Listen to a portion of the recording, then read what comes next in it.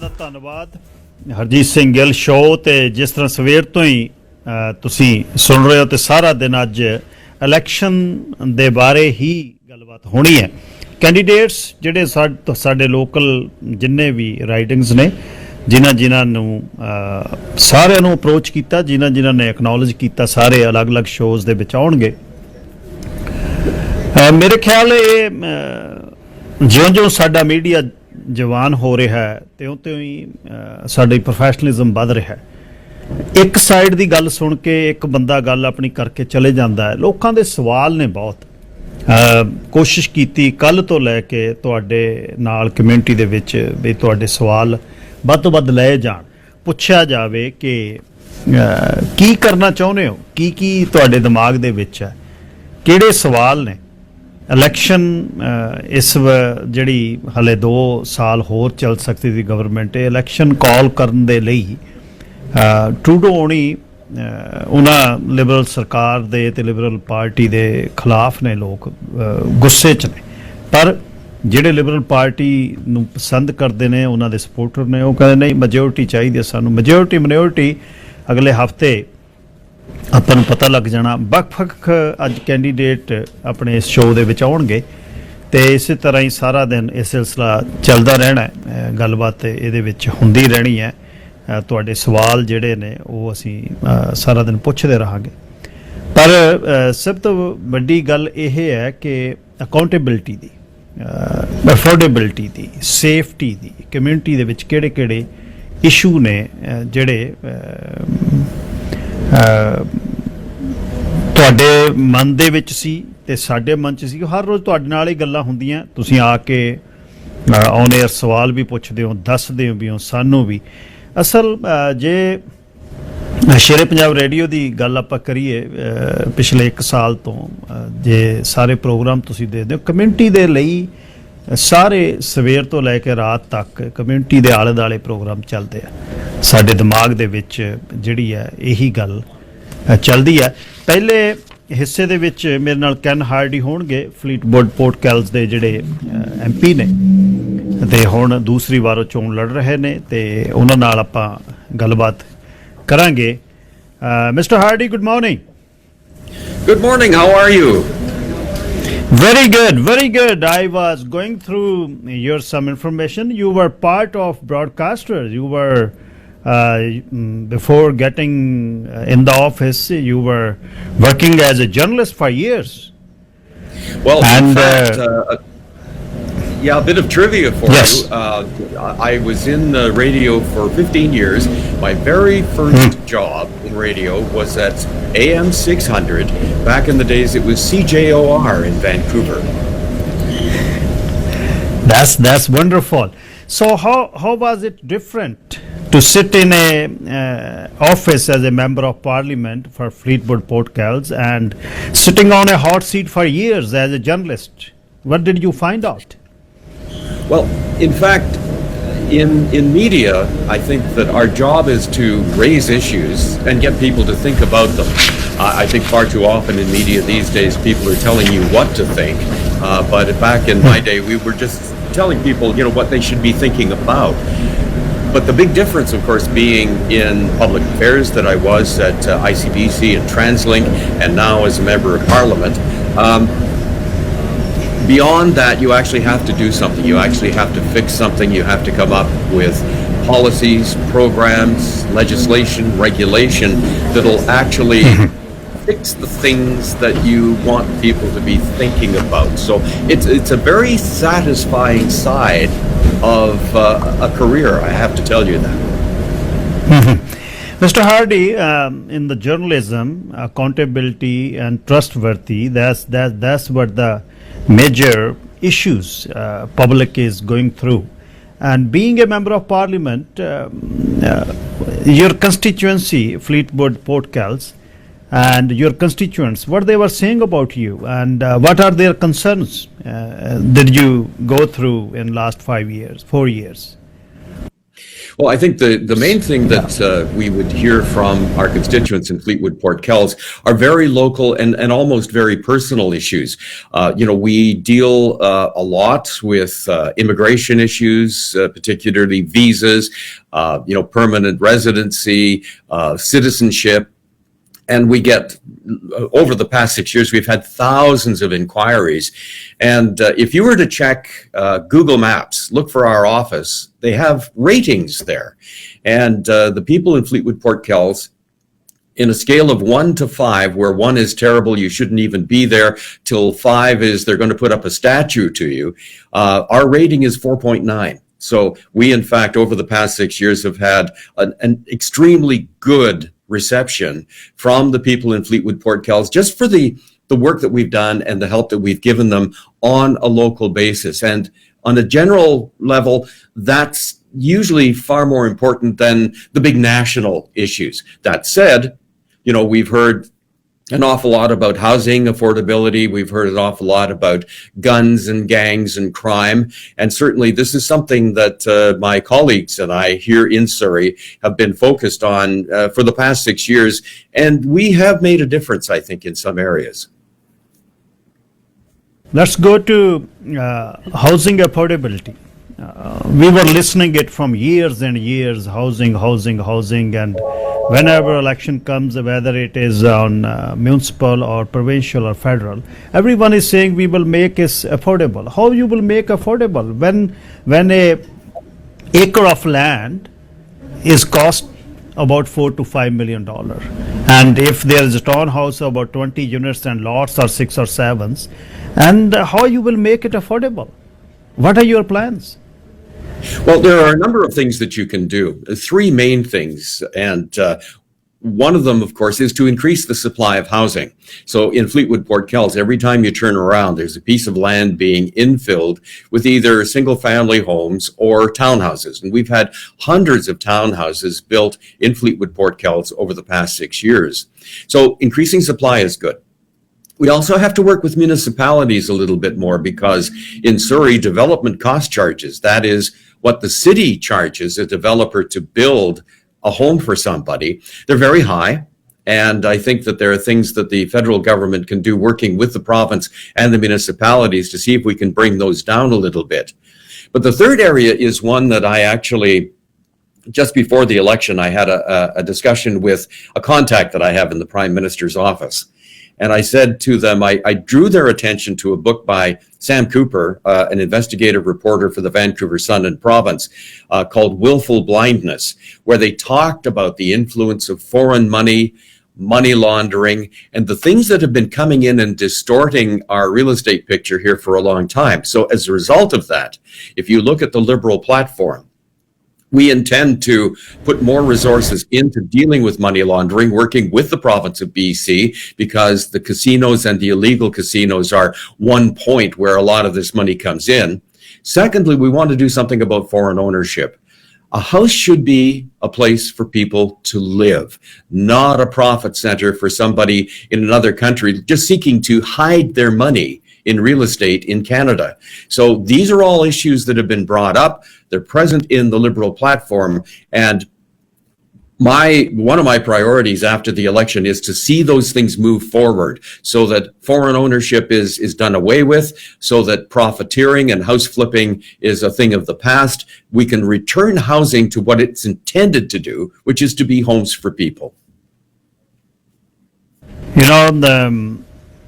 The money laundering and all these stuff, if we are going through in last 6 years of your government, KPMG, one of the largest accounting firm, they set up shell companies to Isle of Man. The person is living in Victoria and getting GST credits, living in $5 million house. And KPMG and your government, they were in the consideration. Revenue Canada is urging or requesting KPMG, giving them then the amnesty that give us this much, return this much, and openly people they are money laundering and they are siphoning all money from Canada, putting anywhere in Caribbean, or Isle of Man in Scotland and enjoying tax-free credits here and GSTs, and your government couldn't do anything about that.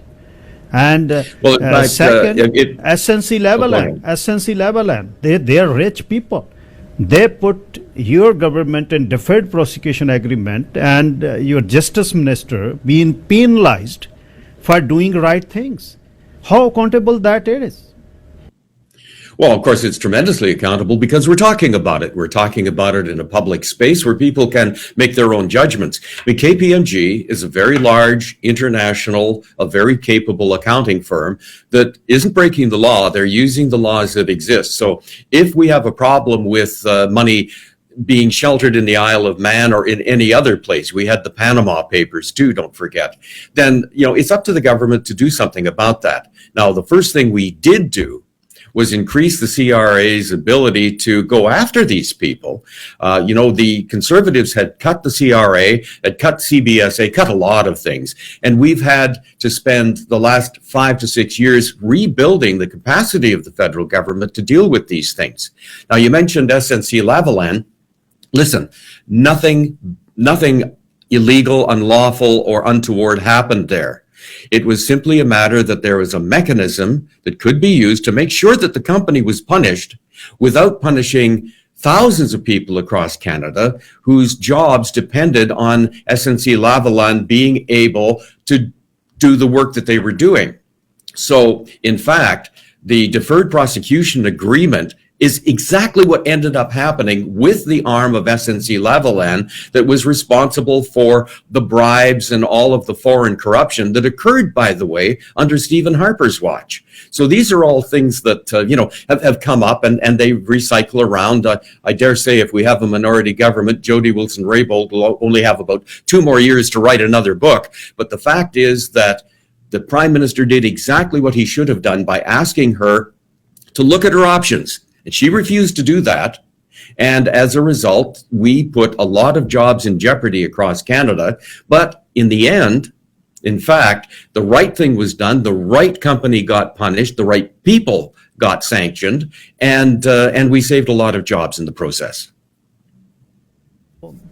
Punished after when it got public, and keeping jobs in the name of bribery when companies giving Gaddafi millions of dollars to obtain a contract. That is not Canadian way of life, and this is great nation, prosperous nation, and we are not a third world country that bribe being given to all the government to get a contract, and keeping jobs in the name of a company who don't do as per Canadian standard. That's not the right thing to do. Let's go to next issue. Well, no, just a second. Before we go on from that, let's just be very clear. It wasn't the whole SNC Lavalin. It was one division of that company that was found guilty of breaking Canada's laws by engaging in foreign corruption. And they were punished. They were punished appropriately without,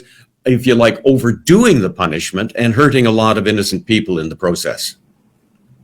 Mr. Hardy, that is the department only who secure the contracts, then company get the jobs. I've been an engineer for 15 years in my life.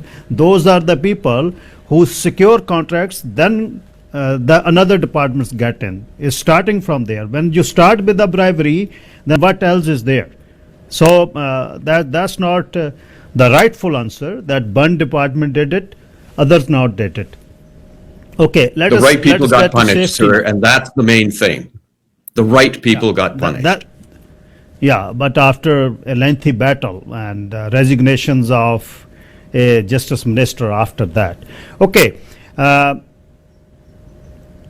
Mayor of Delta and police chief of Delta, it was published in the paper the 2.4 million container was they are coming on the Delta port. Out of that, 12,000 being inspected every year. Who is responsible for that? Tons of drug is coming in this country. Who is accountable for that? Well, in fact, sir, the whole regime for checking containers is a lot more sophisticated than you might have heard. We know who the ethical shipping companies are. We know the ones that we have to watch more carefully. We also track ship movements. So we know when ships stray off course, they make a stop that they shouldn't be made, and those are flagged. It's the same for trucks coming into the country as well. So yes, there might be we cannot inspect the millions of containers that come through, but we know which ones to look for. And that's a key thing. Now, during the pandemic, in fact, the flow of illicit drugs into Canada has gone down quite substantially, to the point where one of the dangers we have is that local people are trying to fill that market demand, and they're producing even more dangerous chemicals that unfortunate people are using. So, is there more to be done? Absolutely. But we reversed the Conservatives' cuts to the CBSA. They cut 1,000 people out of our border protections and our port protections. We've restored that. There's a new facility out at Delta Port that can x-ray these containers, and that is being used along with portable units. So not perfect yet, I agree with you, sir, but a lot more has been done than we saw during the Stephen Harper years. Mr. Hardy, Harper government, they are almost 6 years gone, and if we are still considering them for wrongdoing, I don't buy that. But there's no. Well, sir, it takes a long time to repair damage. The damage that they did to our institutions and to our public service.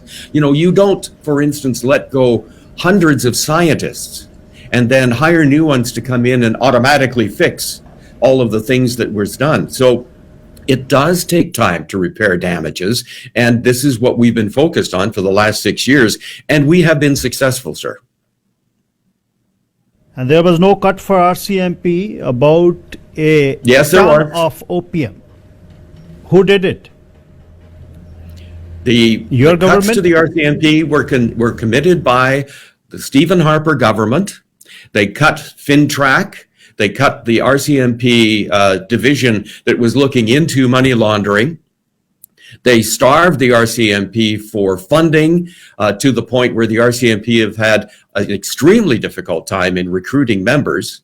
And as a result, for instance, Surrey's RCMP detachment has been understaffed for years. Because of that, we have finally reached an agreement with RCMP officers to give them the pay raise that they so richly deserve, to bring them more into parity with the police forces around Metro Vancouver.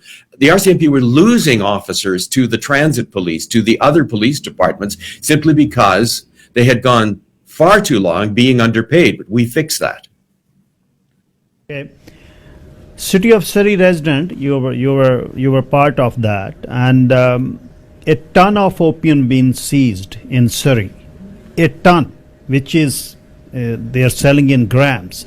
And since about 6 months past, RCM didn't place any charges, nor we asked them so many times who brought it, who did it. There's nothing. A ton. It was not even, it started from Afghanistan or from India. We never heard that big shipments being intercepted with any law enforcement. A ton in Canada. Well, let me be clear about something here. British Columbia is the only jurisdiction in Canada where the police cannot lay charges. That's a very critical thing for a couple of reasons. First of all, it takes the public prosecutor, or the prosecution service in Canada, or in British Columbia, I should say, to approve charges. And they will only do it if they have such an ironclad case that they're bound to win. But the second thing that we're missing through this policy, and it's a provincial policy, is that we're losing the ability to harass the people that we know are up to no good. And even if we can't get a conviction and send them off to jail, we can make life uncomfortable for them if the police were given the power to lay charges again. So, there are a number of different things involved here, some of them federal for sure, but some of them provincial. And we need better coordination, but I think we need to have a serious discussion with BC about changing their policy with respect to laying charges.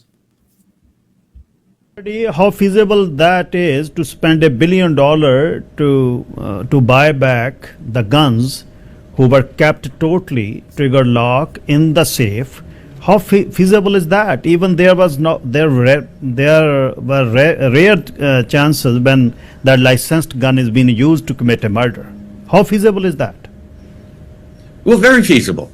Listen, these guns that we're talking about, 1,500 of them that Aaron O'Toole would re-legalize, don't take his fancy footwork about, oh yeah, we'll keep the ban in place, but we'll review everything. No. The gun lobby knows that he'll bring them all back. The fact is that this is a value proposition, sir. We believe as liberals that guns designed solely for the purpose of killing people, as many people and as quickly as possible, have no place in civilian hands, period. The people who hunt don't need them. The people who are good marksmen, they don't need them. The only people who need these weapons are the police and the military. And it is the liberal position is that they are the only ones who should have them. The rest of us can live in every way, shape, or form without them. We are running out of time. Anything you would like to say in closing, sir? Well, I think that, I'm blessed to live in a riding and in a city where diversity is really, really the strength. It's the line that holds us all together. Everybody here remembers what Pierre Elliott Trudeau did back in the early 70s to open Canada's doors, inviting in people to a country that was rich with opportunity, and many of those people really grabbed that moment and really did something good with it. Well, here we are all those years later, and Justin Trudeau and I believe what his father did, that our community is richer, better, and more prosperous because we have our South Asian population, our Filipinos, our Chinese, people from all over the world coming to this country because they know it's a safe, dignified, prosperous place where good work, hard work, intelligence, investment will pay off for people. That's the kind of Canada that, your community helped to build, my community helped to build, and it's one that I want to keep working towards, sir. Thank you. Mr. Hardy, best wishes. Thank you for sparing some time for us. Thank you. A great pleasure. Thank you very much. Thank you. Yes, son. Mister can Hardy ਜਿਹੜੇ 2015 ਤੋਂ MP ਨੇ ਫਰੀਡਵੁੱਡ Port Kells ਦੇ ਵਿੱਚ ਤੇ 6 ਵਰੇ ਉਹ MP ਰਹੇ ਨੇ ਤੇ ਹੁਣ ਫੇਰ ਤੀਸਰੀ ਇਲੈਕਸ਼ਨ ਉਹ ਲੜ ਰਹੇ ਨੇ ਤੇ ਹਾਲੇ ਵੀ ਇੱਕ ਗੱਲ ਮੈਨੂੰ ਚੁਭਦੀ ਹੈ ਕਿ 6 ਵਰੇ ਸਰਕਾਰ 'ਚ ਹੋਣ ਤੋਂ ਬਾਅਦ ਵੀ ਹਾਲੇ ਵੀ ਅਸੀਂ ਹਾਰਪਰ ਸਰਕਾਰ ਦੀਆਂ ਗੱਲਾਂ ਕਰਦੇ ਹਾਂ। ਹੋਰ 4 ਸਾਲ ਲਾਉਣ ਤੋਂ ਬਾਅਦ ਵੀ ਕੀ ਅਸੀਂ ਗੱਲਾਂ ਕਰਦੇ ਰਹਾਂਗੇ? ਸੋ ਇਹ ਕੁਝ ਇਸ਼ੂ ਨੇ। ਹੁਣੇ ਮੁੜਦੇ ਹਾਂ ਵਾਪਸ ਤੇ ਗੱਲਬਾਤ ਅਗਲੇ ਕੈਂਡੀਡੇਟਸ ਨਾਲ ਚੱਲੇਗੀ। ਧੰਨਵਾਦ ਜੀ ਸਾਰਿਆਂ ਦਾ। ਪ੍ਰੋਗਰਾਮ ਅੱਜ ਸਾਰਾ ਦਿਨ ਇਲੈਕਸ਼ਨ ਦੇ ਬਾਰੇ ਚੱਲਣਾ, ਇਲੈਕਸ਼ਨ ਡੈਨ ਤੇ ਸਵਾਲ ਤੁਹਾਡੇ ਨੇ ਤੇ ਪੁੱਛੇ ਜਾਣੇ ਨੇ ਕਿਉਂਕਿ ਉਹਦੇ ਬਾਅਦ ਫਿਰ 4 ਵਰੇ ਜਦ ਇਲੈਕਸ਼ਨ ਨਹੀਂ ਆਉਣੀ, ਰਾਜਨੀਤਿਕ ਬੰਦੇ ਫਿਰ ਸੂਤ ਨਹੀਂ ਆਉਂਦੇ। ਜਿਹੜੇ ਪਹਿਲਾਂ ਆਫਿਸ ਦੇ ਵਿੱਚ ਨੇ ਉਹ ਅਕਾਊਂਟੇਬਲ ਨੇ, ਉਹਨਾਂ ਨੂੰ ਸਵਾਲ ਟਫ ਪੁੱਛਣੇ ਪੈਣੇ ਨੇ, ਚਾਹੀਦੇ ਨੇ। ਜਿਹੜੇ ਨਵੇਂ ਨੇ ਉਹ ਉਸ ਪਾਰਟੀ ਦੀ ਵਿਚਾਰਧਾਰਾ ਤੋਂ ਪ੍ਰੇਰਿਤ ਨੇ, ਸੋ ਸਪੇਅਰ ਉਹ ਵੀ ਨਹੀਂ ਹੈਗੇ। ਜੇ ਆਪਾਂ ਕਹੀਏ ਵੀ ਉਹਨਾਂ ਨੂੰ ਆਪਾਂ ਛੱਡਣਾ ਹੈ, ਇਹ ਵੀ ਨਹੀਂ ਕਹਾਣੀ। ਅਤੇ ਜ਼ਿਆਦਾਤਰ ਜਿਹੜੇ ਲਿਸਨਰਸ ਦੇ ਲਈ ਮਤਲਬ ਜ਼ਿਆਦਾ, ਕਿਉਂਕਿ ਰੇਡੀਓ ਆਪਣਾ ਪੰਜਾਬੀ ਹੈ, ਜਿੰਨੇ ਪੰਜਾਬੀ ਕੈਂਡੀਡੇਟ ਆਉਣਗੇ ਉਹਨਾਂ ਨੂੰ ਪੰਜਾਬੀ 'ਚ ਪੁੱਛਾਂਗੇ। ਮਾਣ ਦੀ ਗੱਲ ਇਹ ਆ ਵੀ 90% ਤੁਸੀਂ ਸਾਰੇ ਹੁਣ ਸਮਝਦੇ ਹੋ ਕਿ ਗੱਲ ਕੀ ਚੱਲਦੀ ਹੈ। ਜੇ ਪੂਰੀ ਗੱਲ ਆਪਾਂ ਨੂੰ ਸਮਝ ਨਹੀਂ ਵੀ ਆਉਂਦੀ, ਦੂਜੀ ਭਾਸ਼ਾ ਆਪਣੀ ਇਹ, ਪਰ ਖਬਰ ਦੇ ਵਿੱਚੋਂ ਗੱਲ ਕਰਨ ਦੇ ਵਿੱਚੋਂ ਸ਼ਬਦ ਤੁਹਾਨੂੰ ਜਦ ਪਤਾ ਲੱਗਦੇ, ਤੁਹਾਨੂੰ ਪਤਾ ਲੱਗ ਜਾਂਦਾ ਐਸੈਂਸੀ ਲੈਵਲ ਲੈਣ ਦੀ ਗੱਲ ਹੋ ਰਹੀ ਹੈ। ਅਤੇ ਕਿੰਨਾ ਕੁ ਉਹ ਸਹੀ ਆਨਸਰ ਕਰਦੇ ਨੇ। ਜਰਨਲਿਸਟ ਜਿਹੜੇ ਨੇ, ਪੱਤਰਕਾਰ ਨੇ, ਉਹ 'ਚ ਸਾਡੇ ਵਰਗੇ ਵੀ ਨੇ ਜਿਹੜੇ ਪੜ੍ਹੇ ਨਹੀਂ ਪੱਤਰਕਾਰੀ। ਸਵਾਲ ਅਸੀਂ ਪੁੱਛਦੇ ਰਹਿੰਦੇ ਹਾਂ, ਰਿਬਟਲ 2-3 ਵਾਰ ਹੋ ਸਕਦਾ ਜੇ ਮੂਹਰਲਾ ਬੰਦਾ ਜਵਾਬ ਪ੍ਰੋਪਰ ਨਾ ਦੇਵੇ। ਅਸਲ ਤਾਂ ਸਵਾਦ ਦੀ ਗੱਲ ਇਹ ਆ ਵੀ ਸਾਫ਼ ਗੋਈ ਤਾਂ ਇਹ ਆ ਵੀ ਸਵਾਲ ਦਾ ਜਵਾਬ ਹੋਵੇ ਠਾਹ ਦੇ ਕੇ। ਜਦ ਉਹਨੂੰ ਤੁਸੀਂ ਮੂਵ ਅਰਾਊਂਡ ਕਰਨਾ, ਪਤਾ ਲੱਗ ਜਾਂਦਾ ਸਾਨੂੰ ਕਿ ਗੜਬੜ ਹੋ ਰਹੀ ਹੈ, ਪਰ ਫਿਰ ਵੀ ਅਸੀਂ ਉਹਨੂੰ ਰਿਬਟਲ 2 ਜਾਂ 3 ਵਾਰ ਕਰ ਸਕਦੇ ਹਾਂ, ਪੁੱਛ ਸਕਦੇ ਹਾਂ ਤਾਂ, ਪਰ ਜੇ ਉਹ ਨਹੀਂ ਜਵਾਬ ਦਿੰਦਾ ਤਾਂ ਕੁਛ ਨਹੀਂ ਕਰ ਸਕਦੇ। ਸੋ ਇਹ ਸ਼ੇਰੇ ਪੰਜਾਬ ਦਾ ਉਪਰਾਲਾ ਕਿ ਤੁਹਾਡੇ ਤੱਕ ਸਾਰਾ ਕੁਝ ਸਹੀ ਪਹੁੰਚੇ। ਹਰ ਰੋਜ਼ ਕਰਕੇ ਡਿਬੇਟਸ ਉੱਥੇ ਫਾਰਮੈਟ ਦੇ ਵਿੱਚ ਥੋੜ੍ਹਾ ਫਿੱਟ ਨਹੀਂ ਆਉਂਦਾ ਕੰਮ। 5-4 ਮਿੰਟ 'ਚ ਨਹੀਂ ਗੱਲ ਬਣਦੀ, 25 ਮਿੰਟ ਚਾਹੀਦੇ ਨੇ, 20 ਮਿੰਟ ਚਾਹੀਦੇ ਨੇ, ਪੂਰੇ ਸਵਾਲਾਂ ਦੇ ਜਵਾਬ ਦੇਵੇ ਰਾਜਨੀਤਿਕ ਬੰਦਾ। ਅਤੇ ਤੇ ਇਸ ਵਾਰ ਦੀ ਇਲੈਕਸ਼ਨ ਬਹੁਤ ਅਲੱਗ ਹੈ। ਅਲੱਗ ਇਸ ਤਰ੍ਹਾਂ ਕਿ ਜੇ ਤੁਸੀਂ ਇਸ ਨੂੰ ਵੇਖਦੇ ਹੋ ਕਿ ਪੋਲਸ ਨੇ ਜਿਹੜੀਆਂ, ਪੋਲਸਟਰ ਨੇ ਜਿਹੜੇ, ਹੈਰਾਨੀ ਦੀ ਕਹਾਣੀ ਹੈ ਘੁੰਮ ਕੇ ਗੱਲ ਕਿੱਧਰ ਨੂੰ ਚੱਲੀ ਹੈ। ਅਤੇ ਪਹਿਲਾਂ ਅੱਗੇ ਫਿਰ ਪਿੱਛੇ, ਹਾਲੇ ਵੀ ਅਨਸਰਟਨਟੀ ਆ ਬਹੁਤ। ਜੇ ਤੁਸੀਂ ਕਹੀਏ ਅੱਜ ਬਿਲਕੁਲ ਲਿਬਰਲ ਪਾਰਟੀ ਅਤੇ ਕੰਜ਼ਰਵੇਟਿਵ ਪਾਰਟੀ 32% 'ਤੇ ਖੜ੍ਹੀ ਹੈ ਅਤੇ NDP 19% 'ਤੇ ਆ ਗਈ ਹੈ, ਥੱਲੇ ਥੋੜ੍ਹੀ ਜਿਹੀ ਹੋ ਗਈ ਹੈ। 140 ਜੇ ਜਿਹੜੀ 338 ਦੇ ਪੋਲ ਮੁਤਾਬਕ 146 ਸੀਟਾਂ ਜਿਹੜੀਆਂ ਲਿਬਰਲ ਪਾਰਟੀ ਨੂੰ ਦੇ ਰਿਹਾ, ±43 ਤੇ ਕੰਜ਼ਰਵੇਟਿਵ ਪਾਰਟੀ ਨੂੰ 126 ਦੇ ਰਿਹਾ। ਅਤੇ ਇਹ ਜਿਹੜੀਆਂ ਗੱਲਾਂ ਬਾਤਾਂ ਨੇ, ਇਹ ਪੋਲਸ ਕਿਵੇਂ, ਹੁਣ ਕੁਛ ਪੋਲਸ ਨੇ ਜਿਹੜੀ ਅੱਜ ਲਿਬਰਲ ਨੂੰ 2% ਉੱਪਰ ਦਿਖਾ ਰਹੇ ਨੇ। ਇੱਕ ਬੜਾ ਕੰਸਰਨ ਹੈ ਜਿਹੜਾ ਪਿਛਲੇ ਦਿਨੀ ਡਾਲਰ ਬਹੁਤ ਵੰਡੇ ਨੇ ਲਿਬਰਲਸ ਨੇ, ਮੀਡੀਆ ਦੀਆਂ ਜਿਹੜੀਆਂ ਵੱਡੀਆਂ ਕੰਪਨੀਆਂ ਨੂੰ 500-600 ਮਿਲੀਅਨ ਡਾਲਰ ਦਿੱਤਾ। ਅਤੇ ਕੁਛ ਵੱਡੇ ਆਊਟਲੈਟਸ ਨੇ ਜਿਹੜੇ, ਉਹਨਾਂ ਦੇ ਬਾਰੇ ਇਹ ਸੋਚਿਆ ਜਾਂਦਾ ਹੈ ਕਿ ਉਹ ਪ੍ਰੋ ਲਿਬਰਲ ਨੇ। ਅੱਛਾ, ਕੁਝ ਪੇਪਰ ਨੇ ਜਿਨ੍ਹਾਂ ਨੂੰ ਕਿਹਾ ਜਾਂਦਾ ਉਹ ਲਿਬਰਲ ਦੇ ਅਗੇਂਸਟ ਨੇ, ਟੋਰਾਂਟੋ ਸਨ ਵਗੈਰਾ ਜਾਂ ਲਿਖਦੇ ਨੇ, ਉਹਨਾਂ ਨੂੰ ਕਹਿ ਬਨੋ ਇਹ ਤਾਂ ਛਿੱਲ ਲਾਉਂਦੇ ਨੇ ਫੜ ਕੇ, ਅਗੇਂਸਟ ਨੇ। ਸੋ ਇਹ ਜਿਹੜੀ ਗੱਲਬਾਤ ਚੱਲਦੀ ਰਹਿੰਦੀ ਹੈ। ਅਤੇ ਇਹ ਇੱਕ ਹੋਰ ਇਹਦੇ 'ਚ ਮੈਂ ਕਹਿ ਦੇਵਾਂ ਕਿ ਬਈ ਜਿੰਨਾ ਮਰਜ਼ੀ ਕਹਿ ਦੇਵੇ ਕੋਈ ਜਰਨਲਿਸਟ ਕਿ ਨਹੀਂ ਮੈਂ ਅੰਤਰੀਬ ਪਰਾਂ ਛੱਡਤਾ, ਮੈਂ ਅੰਤਰੀਬ ਕਿੱਥੇ ਛੱਡ ਹੁੰਦਾ, ਐਵੇਂ ਝੂਠ ਦੀਆਂ ਗੱਲਾਂ। ਇਹ ਅੰਤਰੀਬ ਨਹੀਂ ਪਰਾਂ ਕਰ ਹੁੰਦਾ, ਉਹਦੇ ਅੰਦਰ ਬੈਠਾ ਜਿਹੜਾ ਇਨਸਾਨ ਹੈ ਉਹ ਕਿਤੇ ਕੁਰਸੀ 'ਤੇ ਉਹਨੂੰ ਬਿਠਾ ਦਿਓ, ਉਹਨੇ ਆਪਣਾ ਜਿੱਥੇ ਉਹਦੀ ਤਾਰ ਜੁੜਦੀ ਹੈ ਉਹ ਤਾਰ ਉਹਨੇ ਜੋੜ ਦੇਣੀ ਹੈ। ਅੱਛਾ, ਇੱਕ ਮੈਂ ਬੇਨਤੀ ਕਰਦਾ ਜਾਵਾਂ ਅਗਲੀ ਸੈਗਮੈਂਟ ਤੋਂ ਪਹਿਲਾਂ ਕਿ ਤਖਤ ਸ੍ਰੀ ਕੇਸਗੜ੍ਹ ਸਾਹਿਬ ਦੇ ਵਿੱਚ ਹੋਈ ਜਿਹੜੀ ਬਹੁਤ ਮਾੜੀ ਘਟਨਾ, ਜਿੱਥੇ ਇੱਕ ਦੁਸ਼ਟ ਨੇ ਜਾ ਕੇ ਜਗਤ ਝੂਠ ਦਾ ਪਸਾਰਾ ਉੱਥੇ ਕੀਤਾ, ਸਿਗਰਟ ਦਾ ਧੂੰਆਂ ਅਤੇ ਬਲਦੀ ਸਿਗਰਟ ਰਾਗੀ ਸਿੰਘ ਵੱਲ ਸਿੱਟੀ। ਉਹਦੇ ਲਈ ਅੱਜ ਇਕੱਠ ਜਿਹੜਾ ਹੋ ਰਿਹਾ, ਗੁਰੂ ਨਾਨਕ ਸਿੰਘ ਗੁਰਦੁਆਰਾ ਸਾਹਿਬ ਸਰੀ ਡੈਲਟਾ ਦੇ ਮੁੱਖ ਸੇਵਾਦਾਰ ਭਾਈ ਹਰਦੀਪ ਸਿੰਘ ਨਿੱਜਰ ਨੇ ਕਿਹਾ 6 ਵਜੇ ਸੀਨੀਅਰ ਸੈਂਟਰ ਗੁਰੂ ਨਾਨਕ ਸਿੰਘ ਗੁਰਦੁਆਰਾ ਸਾਹਿਬ ਦੇ ਵਿੱਚ ਅੱਜ ਇਕੱਠ ਹੋ ਰਿਹਾ, ਕਿ 6 ਤੋਂ 7:30 ਤੱਕ ਖੁੱਲ੍ਹਾ ਸੱਦਾ ਸਾਰੇ ਜਿੰਨੇ ਵੀ ਇਸ ਵਿਸ਼ੇ 'ਤੇ ਗੱਲਬਾਤ ਕਰਨ ਲਈ ਜਿਨ੍ਹਾਂ ਦੇ ਮਨ ਦੇ ਵਿੱਚ ਆ, ਉਹ ਅੱਜ 6 ਤੋਂ 7:30 ਤੱਕ ਗੁਰੂ ਨਾਨਕ ਸਿੰਘ ਗੁਰਦੁਆਰਾ ਸਾਹਿਬ ਸਰੀ ਡੈਲਟਾ ਦੇ ਸੀਨੀਅਰ ਸੈਂਟਰ 'ਚ ਪਹੁੰਚਿਓ। ਭਾਈ ਸਾਹਿਬ ਭਾਈ ਹਰਦੀਪ ਸਿੰਘ ਨਿੱਜਰ ਮੁੱਖ ਸੇਵਾਦਾਰ, ਉਹਨਾਂ ਨੇ ਇਹ ਸੁਨੇਹਾ ਮੇਰੇ ਤੱਕ ਪਹੁੰਚਦਾ ਕੀਤਾ। ਅਗਲੀ ਵਾਰੀ ਆ ਜੀ ਪਰਮਬੇਂਸ ਦੀ। ਪਰਮਬੇਂਸ ਨੂੰ ਤੁਸੀਂ ਸ਼ੇਰੇ ਪੰਜਾਬ 'ਤੇ ਬਹੁਤ ਸੁਣਿਆ, ਅਤੇ ਪਰਮਬੇਂਸ ਨਾਲ ਅੱਜ ਕਰਦੇ ਹਾਂ ਹਿਸਾਬ ਕਿਤਾਬ ਕਿ MP ਲਿਬਰਲ ਦਾ ਜਦ ਬਣਨਾ ਹੈ ਤਾਂ ਕੀ ਮਨ ਦੇ ਵਿੱਚ ਨੇ।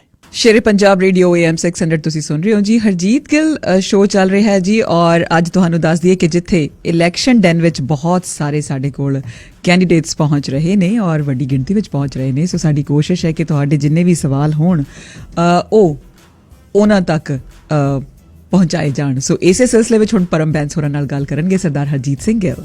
ਜੀ ਇਲੈਕਸ਼ਨ ਡੈਨ ਦੇ ਦੂਸਰੇ ਕੈਂਡੀਡੇਟ ਮੇਰੇ ਨਾਲ ਨੇ ਪਰਮਬੈਂਸ ਬਹੁਤ ਲੰਬੇ ਸਮੇਂ ਤੋਂ ਕਮਿਊਨਿਟੀ 'ਚ ਕੰਮ ਕਰ ਰਹੇ ਨੇ, ਮਾਸਟਰਸ ਦੀ ਪੜ੍ਹਾਈ ਹੈ।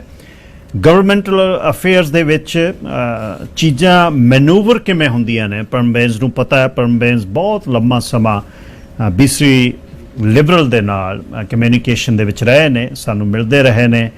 ਭਾਈਚਾਰੇ ਦੀਆਂ ਕਿਹੜੀਆਂ ਇਸ਼ੂਜ਼ ਨੇ, ਕਿਸ ਤਰ੍ਹਾਂ ਵਿਕਟੋਰੀਆ ਤੱਕ ਜਾਣਾ ਹੈ, ਪਰਮਬੈਂਸ ਨੂੰ ਪਤਾ ਹੈ। ਪਰਮਬੈਂਸ ਲਿਬਰਲ ਵੱਲੋਂ ਸਟੀਫਸਨ ਤੇ ਰਿਚਮੰਡ ਦੇ ਵਿੱਚ ਕੈਂਡੀਡੇਟ ਨੇ। ਪਰਮ, ਸਵਾਗਤ ਜੀ, thank you. Thank you sir.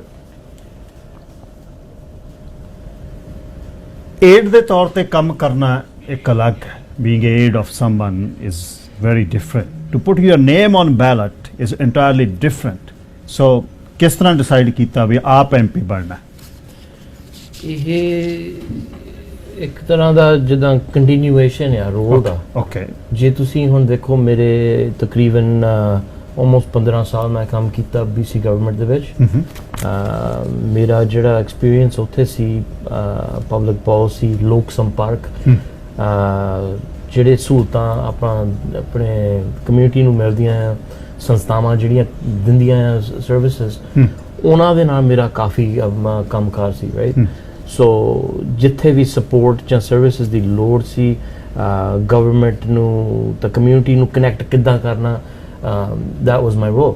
ਹੁਣ ਇਹ ਮੇਰੇ ਹਿਸਾਬ ਨਾਲ it's just a continuation of that. Okay. But in this role as an MP, ਜਿਹੜੇ ਤੁਹਾਡੇ ਖਿਆਲ ਆ ਕਿ ਆਈਡੀਆਜ਼ ਹੁੰਦੇ ਆ ਜਿਹੜੇ ਨਹੀਂ ਲੈਟਸ ਸੇ ਐਂਡ ਤੇ ਤੁਸੀਂ ਜਿੱਥੇ ਵੀ ਇੰਪਰੂਵਮੈਂਟ ਲਿਆਉਣਾ ਚਾਹੁੰਦੇ ਆ, ਉਹ ਫਿਰ ਤੁਹਾਡੇ ਕੋਲ ਥੋੜਾ ਜਿਹਾ ਜ਼ਿਆਦਾ ਸੇਵ ਹੋ ਜਾਂਦੀ ਆ. So you can put ideas on the table and maybe have an opportunity to see them through. So ਕਈ ਵਾਰੀ ਜੇ ਤੁਸੀਂ ਐਜ਼ ਐਨ ਏਡ ਦਾ ਫਰਕ ਇਹ ਜ਼ਿਆਦਾ ਹੁੰਦਾ ਹੈ ਕਿ ਤੁਸੀਂ ਪਿੱਛੋਂ ਤੁਸੀਂ ਆਈਡੀਆਜ਼ ਪੈਦਾ ਕਰਦੇ ਆ, ਤੁਸੀਂ ਪੇਸ਼ ਕਰਦੇ ਆ ਆਪਣੇ ਇਲੈਕਟਡ ਅਫੀਸ਼ੀਅਲਸ ਨੂੰ, ਉਹ ਸ਼ਾਇਦ ਨਹੀਂ ਗਾਹਾਂ ਜਾਂਦੇ. So this is an opportunity for me to bring my ideas forward and actually try to get them done. So why is Liberal Party ਕਿਉਂ to start with? ਜੇ ਤੁਸੀਂ ਦੇਖੋ ਹੁਣ ਆਪਾਂ we are all immigrant. Yes. Right. ਮੈਂ ਬਸ਼ੱਕ ਇੱਥੇ ਮੇਰਾ ਜਨਮ ਇੱਥੇ ਕੈਨੇਡਾ ਵਿੱਚ ਹੋਇਆ, but I come from a hard-working immigrant family, and yes. I know the struggle. ਜੇ ਤਾਂ ਆਪਾਂ ਦੇਖੀਏ ਆਪਣੇ ਖਾਸ ਕਰਕੇ ਆਪਣੀ ਜਿਹੜੀ ਕਮਿਊਨਿਟੀ ਹੈ, ਆਪਾਂ ਕਿੱਦਾਂ ਦੀਆਂ ਚੀਜ਼ਾਂ ਇੱਥੇ ਆ ਕੇ ਆਪਾਂ we work hard, ਆਪਾਂ ਚਾਹੁੰਦੇ ਕਿ ਇਕੁਆਲਿਟੀ ਹੋਵੇ, ਜਸਟਿਸ ਹੋਵੇ, ਆਪਾਂ ਸੇਵਾ ਵੀ ਕਰਦੇ ਹਾਂ. That's us, right? And I look at those values and ethics in any party, and that's the Liberal Party. So Liberal Party ਲੱਗਦਾ party of minorities. Justin Trudeau ਨੂੰ ਉਹਨਾਂ ਦੇ ਪਿਤਾ ਪੀਅਰ ਐਲੀਅਟ ਟਰੂਡੋ ਕਰਕੇ ਬਹੁਤ ਮਾਣ ਮਿਲਿਆ ਕਿ ਬਈ ਉਹ ਟਰੂਡੋ ਦਾ ਪੁੱਤਰ ਹੈ, ਪਰ ਮਾਈਨੋਰਿਟੀਜ਼ ਦੇ ਨਾਲ ਇੰਨਾ ਵਫਾ ਨਹੀਂ ਹੋਇਆ. ਮੈਂ SNC ਲੈਵਲ ਲੈਣ ਦੀ ਉਹ ਗੱਲ ਕਰ ਲਵਾਂ ਤੇ ਮਾਈਨੋਰਿਟੀ ਦੇ ਵਿੱਚੋਂ ਸੀ, ਇੰਡੀਜਨਸ ਲੇਡੀ ਸੀ ਰੇਬੋਲ. ਇਹਨਾਂ ਪਾਰਟੀਆਂ ਦੇ ਵਿੱਚ ਬੀਇੰਗ ਏ ਮਾਈਨੋਰਿਟੀ ਤਾਂ ਗੁੱਡ ਲੱਗਦਾ, ਪਰ ਸੱਚ ਬੋਲਣ ਦੀ ਸਜ਼ਾ ਬਹੁਤ ਹੈ. Do you know that? ਕਿੱਦਾਂ ਤੁਸੀਂ ਬਈ ਜੇ ਤੁਹਾਨੂੰ ਕਦੇ ਵੈਲਿਊਜ਼ ਤੇ ਖੜਨਾ ਪਵੇ ਤਾਂ ਕੋਈ party then they don't consider you being a brown or copper or you know if you ਤੁਸੀਂ ਸੱਚ ਬੋਲਣਾ ਹੈ ਤਾਂ ਰਾਜਨੀਤੀ ਦੇ ਵਿੱਚ ਸੱਚ ਬੋਲਣਾ is a sin. No, I think ਉਹ ਤਾਂ ਪਰਸਨਲ ਚੋਇਸ ਹੈ ਤੁਹਾਡੀ, ਰਾਈਟ? ਜੇ ਤੁਸੀਂ ਸੱਚ ਬੋਲਣਾ ਆ, ਇਟਸ ਅਪ ਟੂ ਯੂ. ਜੇ ਤੁਸੀਂ ਕਹਿੰਦੇ ਪਏ ਓਕੇ ਹੁਣ ਇਹਨੂੰ ਇੱਕ ਲਫ਼ਜ਼ ਯੂਜ਼ ਕਰਦੇ ਆ ਇੰਗਲਿਸ਼ ਵਿੱਚ, party towing the party line at all times, right? Yes. Right? ਜੇ ਤੁਸੀਂ you want to be that, well you've been part of that for years and years. That's what I'm saying. Well, this is where it comes from good leadership. Yes. Right. So there's good ideas, and then there's some ideas that don't really make it out. Right. So this is one of the main reasons I'm here. So ਜਿਹੜੇ ਅੱਛੇ ਖਿਆਲ ਆ, ਜਿਹੜੇ ਉਹ ਮੇਰੀ job ਹੈ ਉਹ ਅੱਛੇ ਖਿਆਲ ਜਿਹੜੇ ਆ ਕਮਿਊਨਿਟੀ ਨੂੰ ਬੈਸਟ ਸਰਵ ਕਰ ਸਕਣ, ਉਹ ਅੱਗੇ ਲਿਆਉਣ ਲਈ ਆ. I'm not here to serve myself, right? ਤੇ ਜਿਹੜਾ ਮੇਰੇ ਲਈ ਗੁੱਡ ਆਈਡੀਆ ਹੈ ਜਾਂ ਕੁਛ, right? No. ਇਹ ਆਪਾਂ ਪ੍ਰੋਬਲਮ ਸੋਲਵਰਸ ਦੇ ਰੋਲ ਹੁੰਦਾ ਹੈ ਇਹ, ਰਾਈਟ? ਆਪਾਂ ਹੁਣ ਲੈਜਿਸਲੇਸ਼ਨ ਦੇਖਦੇ ਆ, ਇਹਨੂੰ ਇੰਪਰੂਵਮੈਂਟ ਕਿੱਦਾਂ ਕਰਨੀ ਆ, that's the role. So I'm going to do my best to do the right things, and this is my commitment actually. If I feel that the community is not being served well, you know, I don't have to do this job. Humanity to selfishness parallel chaldi hai. If I'm not selfish, I would have been sitting in my home. If I'm selfish, I left my home, I'm here to earn bread and butter for my kids. Yeah. But when it's a nation, a country, then selfishness is very bad. Mr. Trudeau ਨੂੰ government ਮਿਲੀ ਹੋਈ ਹੈ, ਕੋਈ challenge ਨਹੀਂ, ਜਗਮੀਤ ਕੁਝ ਨਹੀਂ ਕਹਿ ਰਿਹਾ, ਅਨਕੰਡੀਸ਼ਨਲ ਸਪੋਰਟ ਹੈ, ਪੈਂਡੈਮਿਕ ਦੇ ਵਿੱਚ ਇਲੈਕਸ਼ਨ ਕਾਲ ਕਰ ਦਿੱਤੀ, ਉਹ ਪਾਰਟੀ ਦੇ ਤੁਸੀਂ ਐਮਪੀ ਬਣਨਾ ਚਾਹੁੰਦੇ? ਇਹ ਵੀ ਗੱਲ ਥੋੜਾ ਜਿਹਾ ਲਿਟਲ ਬਿਟ ਮਿਸਲੀਡਿੰਗ। ਓਕੇ, 14 ਵਾਰੀ ਉਹਨਾਂ ਨੇ ਨਾਨ ਕੌਨਫੀਡੈਂਸ ਦੀਆਂ ਵੋਟ ਪਈ but not major issues, it's still non confidence, okay, right. ਉਸ ਤੋਂ ਇਲਾਵਾ ਜੇ ਆਪਾਂ ਦੇਖੀਏ ਹੁਣ ਆਪਣਾ ਕੀ ਮਾਹੌਲ ਹੈ right now, you have a very large segment of our population right now ਜਿਹੜੇ ਮਜ਼ਾਰੇ ਕਰ ਰਹੇ ਆ, ਰਾਈਟ। ਉਹਨਾਂ ਦਾ ਕੀ ਇਸ਼ੂ, ਤੇ ਅਸੀਂ ਮਾਸਕ ਨਹੀਂ ਲਾਉਣਾ, ਟੀਕਾ ਨਹੀਂ ਲਾਉਣਾ, ਵੈਕਸੀਨ ਨਹੀਂ ਲਾਉਣਾ, ਰਾਈਟ, ਲਾਈਕ ਐਂਡ ਉਹ ਜਿਹੜੀ ਆਵਾਜ਼ it's getting louder and louder. So ਹੁਣ ਜੇ ਮੈਂਡੇਟ ਕਰਨਾ ਪੈਣਾ ਹੈ ਆਪਾਂ ਨੂੰ ਵੀ ਨਰਸਿਸ ਨੂੰ ਜਾਂ ਜਿਹੜੇ ਟੂ ਸੇਵ ਲਾਈਵਸ, ਆਪਾਂ ਜੇ ਆਪਣੀ ਇਹ ਰੋਲ ਆ ਗਵਰਨਮੈਂਟ ਦਾ ਵੀ ਇੱਕ protection to protect the Canadian citizens. ਸੋ ਉਹ ਕਹਿ ਰਹੇ ਆ ਵੀ ਨਹੀਂ ਇਹ ਸਾਡਾ ਰਾਈਟ ਆ ਵੀ ਅਸੀਂ ਜੋ ਮਰਜ਼ੀ ਕਰੀਏ, this and that, not if you're going to harm others. So this is why it's a very important for this election to happen. We have to now, it's the decisions in the hands of the Canadians. ਤੁਸੀਂ ਉਹਨਾਂ ਨੂੰ ਸੁਣਨਾ ਚਾਹੁੰਦੇ ਆ ਵੀ ਨਾ ਟੀਕਾ ਲਾਓ, ਨਾ ਮਾਸਕ ਪਾਓ, ਐਂਡ ਤੁਹਾਡਾ human right the I don't understand that part, but ਵੀ ਉਹ ਤੁਹਾਡਾ ਰੋਲ ਆ। ਐਂਡ I mean, and ਉਹ conservative ਦੇ supporters, PPC ਦੇ supporters ਨੇ, right? So those are opposing parties. We have to, the idea is to make sure that we can move Canada forward. ਜੇ ਆਪਾਂ ਹੁਣ ਅੱਗੇ ਵਧਣਾ ਆ, ਸਕੂਲ ਖੁੱਲਣੇ ਚਾਹੀਦੇ ਆ, ਬੱਚਿਆਂ ਦੀ ਪੜ੍ਹਾਈ ਹੋਣੀ ਚਾਹੀਦੀ ਆ, ਬੱਚੇ ਖੇਡਣੇ ਚਾਹੀਦੇ ਆ। ਮੈਂ I coach soccer, ਸਾਡਾ ਉਹ soccer ਵੀ ਬੰਦ ਹੋ ਗਿਆ ਸੀ, right? Classroom ਮੁੜ ਕੇ I had to do online teaching. So I know the difference between online in classroom. It's a big difference. ਗੁਰਦੁਆਰੇ ਖੋਲ੍ਹਣੇ ਚਾਹੀਦੇ ਆ, ਆਪਣੇ businesses ਖੋਲ੍ਹਣੇ ਚਾਹੀਦੇ ਆ। So this is we need to get back and moving forward. Anti-vacciners ਤਾਂ ਹੀ ਆਏ ਬਾਹਰ, ਵੈਕਸਰਸ ਤਾਂ ਹੀ ਆਏ ਜਦ ਆਪਾਂ ਇਲੈਕਸ਼ਨ ਕਾਲ ਕੀਤੀ। Mr. Trudeau gave them chance, that's why. Everyone have their own crowd. Liberals have their own crowd. Person with beard and turban, we stand there to being a liberal. So every party have their own line. ਤੇ ਜਿਹੜੀ minorities ਦੇ issue ਨੇ ਸਾਡੇ gang ਦੇ ਤੇ drugs ਦੇ, ਉਹ ਬਹੁਤ ਵੱਡੇ ਇਸ਼ੂ ਨੇ। ਮਿਸਟਰ ਟਰੂਡੋ, ਕਿਉਂਕਿ ਤੁਸੀਂ ਆਫਿਸ ਦੇ ਵਿੱਚ ਨਹੀਂ ਸੀ, ਮੈਂ ਤੁਹਾਨੂੰ ਉਹਨਾਂ ਹਾਰਡ ਨਹੀਂ ਪੁੱਛ ਸਕਦਾ, you will be going there, ਪਰ ਤੁਸੀਂ ਫਿਰ ਐਕਸਪੀਰੀਅੰਸ ਤੁਹਾਡਾ ਬਹੁਤ ਹੈ, 15 ਸਾਲ ਦਾ ਤੁਸੀਂ ਕਮਿਊਨਿਟੀ 'ਚ ਹੋ, ਗਵਰਨਮੈਂਟ ਅਫੀਸ਼ੀਅਲ ਦੇ ਨਾਲ ਹੋ। ਸਾਡੇ ਉਹ ਬਹੁਤ ਵੱਡੇ ਇਸ਼ੂ ਨੇ, ਉਹਦੇ ਲਈ ਮੈਨੂੰ ਨਹੀਂ ਲੱਗਦਾ ਕੋਈ ਵੀ ਸੀਰੀਅਸ ਆ। ਬੱਚੇ ਦੋ ਬੱਚੇ ਇੱਕ ਘਰ ਦੇ ਵਿੱਚੋਂ, I attended funeral for 2 kids from one family and tons drug being imported. Who is accountable for that? Look, this is a multi-billion-dollar industry. Yes, right? Let's ਮੁੜ ਕੇ ਆਪਾਂ ਰੀਲ ਬੈਕ ਕਰੋ। ਜੇ in billion dollar the industry ਕੌਣ ਕਰ ਰਿਹਾ ਹੈ? Who's doing the drugs? Do you think it's just ਪੇ ਜਿਹੜੇ downtown East side ਤੇ ਜਿਹੜੇ ਉਹ ਹੋਮਲੈਸ ਆ ਜਾਂ ਉਹੀ ਕਰ ਰਹੇ ਆ? Consumption is there because the substance is there. If substance is not there, there's no consumption. No. Why is the substance being used? ਉਹਦੀ ਡਿਮਾਂਡ ਕਾਤੇ ਨਹੀਂ ਹੈਗੀ? Yeah, ਮੈਨੂੰ ਪਤਾ ਹੈ ਬਈ ਹਾਈ ਰਾਈਜ਼ਸ ਦੇ ਤੇ ਰੈਕ੍ਰੀਏਸ਼ਨ ਦੇ ਵਿੱਚ ਵੀ ਆ। ਸੋ ਰੈਕ੍ਰੀਏਸ਼ਨ, ਸੋ ਉਹ ਜਦੋਂ ਆਪਾਂ ਇਹਨੂੰ ਬ੍ਰੇਕ ਡਾਊਨ ਕਰਦੇ ਆ ਵੀ ਲੋਕ ਡਰੱਗਸ ਵੱਲ ਜਾਂਦੇ ਕਾਤੇ ਆ? ਸੋਸ਼ਲ ਲੈਵਲ ਤੇ ਹੁੰਦਾ ਆ, ਰੈਕ੍ਰੀਏਸ਼ਨਲ ਜਿਹੜਾ ਕਹਿ ਦਿੰਦੇ ਆ, ਜਾਂ it could be a personal issue, whatever. It's mental health issue, right? Yes, it so is. ਉੱਥੇ ਤੁਸੀਂ, if we look at how ਆਪਾਂ ਹੁਣ ਕੁਝ ਵੀ ਚੀਜ਼ ਖਾਂਦੇ ਆ, ਉਹਦੇ ਇੰਗਰੀਡੀਐਂਟਸ ਆਪਾਂ ਦੇਖਦੇ ਆ ਜੀ, ਫਿਰ ਆਪਾਂ ਦੇਖਦੇ ਪਏ ਇਹਦਾ ਅਸਰ ਆਪਾਂ ਨੂੰ ਕੀ ਪੈਣਾ, ਇਹਦੀ ਸ਼ੂਗਰ ਜ਼ਿਆਦੀ ਆ, ਇਹਦੇ ਆਹ ਹੈ। yes, we don't know what's in the drugs. Nobody does. And then you start off socially maybe doing this, ਉਹਦਾ ਅਸਰ ਕੀ ਹੈ ਤੁਹਾਡੇ ਤੇ ਪੈਂਦਾ, ਉਹ ਟੂ ਲੇਟ ਹੋ ਜਾਂਦਾ ਹੈ। ਸੋ ਉਹਦੇ ਡਿਮਾਂਡ ਬਹੁਤ ਹੈ, let's just say, right? Now let's get into so the substance issue, money is the main thing here. ਉਹਦੀ ਡਿਮਾਂਡ ਇੰਨੀ ਆ, and then you have ਜਿਹੜੇ ਬੱਚੇ ਆ ਛੋਟੇ ਹੁੰਦਿਆਂ ਤੋਂ, and I've been around this issue a long time. ਮੈਂ 1990s ਦੇ ਵਿੱਚ ਵੀ ਇਸ issue ਤੇ ਕੰਮ ਕੀਤਾ ਸੀ। ਅਸੀਂ forum, actually I got into government that way. I was speaking at a forum.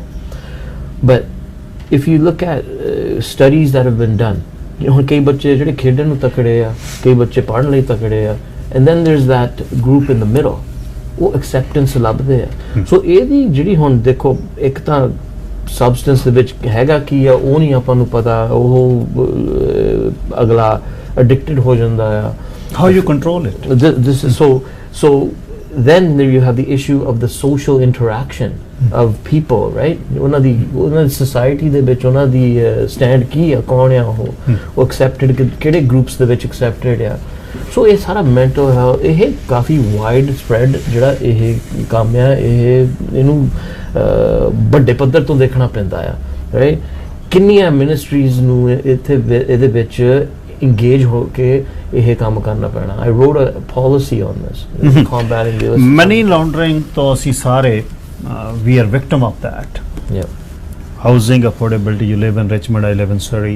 Beyond our ਸਾਡੀ ਅਗਲੀ generation ਨੂੰ, even you and I give a free house to our kids, they can't afford it in 15 years. That's what the graph is going. Illegal money in your city, underground banks and duffel bag is going, and there's so much is there. So ਕੋਈ ਆਉਂਦਾ India ਤੋਂ 50 ਕਰੋੜ ਇੱਥੇ move ਕਰਦਾ ਤੇ buy a $7 million house in anywhere. ਉਹਨੂੰ how you will control, your government is going to control it. Yeah, so we do have to crack down on that. ਹੁਣ ਜੇ ਤੁਸੀਂ ਦੇਖੋ, ਜਿੱਦਾਂ ਤੁਸੀਂ ਕਹਿ ਕੇ ਹਟੇ, Richmond actually ਇੱਥੇ ਆਪਣੀ underground economy ਹੈਗੀ ਆ। Yes. Right? I mean, I wouldn't say just Richmond. No. We know that there is trails are coming to Richmond. Yeah, so there's bigger. So we're committing investigative officers. Okay. So that's one thing. More investigative officers, and we need to ensure that cash only business. You look at massage parlor vagara kinne hai, right? All this.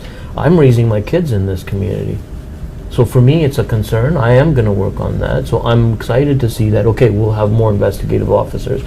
ਇਹਦੇ ਨਾਲ ਆਪਾਂ ਨੂੰ ਜਿਹੜੀ underground economy ਜਿਹੜੀ ਹੈਗੀ ਆ ਉਹਨੂੰ trail ਕਰਨਾ ਪੈਣਾ ਆ, ਇਹਦੇ ਤੇ ਜ਼ਿਆਦਾ ਧਿਆਨ ਦੇਣਾ ਪੈਣਾ। We put some measures also into ਜਿਹੜਾ the housing ਦਾ ਜਿਹੜਾ ਪਲੇਟਫਾਰਮ ਜਿਹੜਾ ਆ ਸਾਡਾ, ਉਹਦੇ ਵਿੱਚ ਵੀ ਇਹ measures add ਕੀਤੇ ਹੋਆ ਹੁਣ to make sure we can find no blind bidding, also things like the foreign ban on the investment of the assets.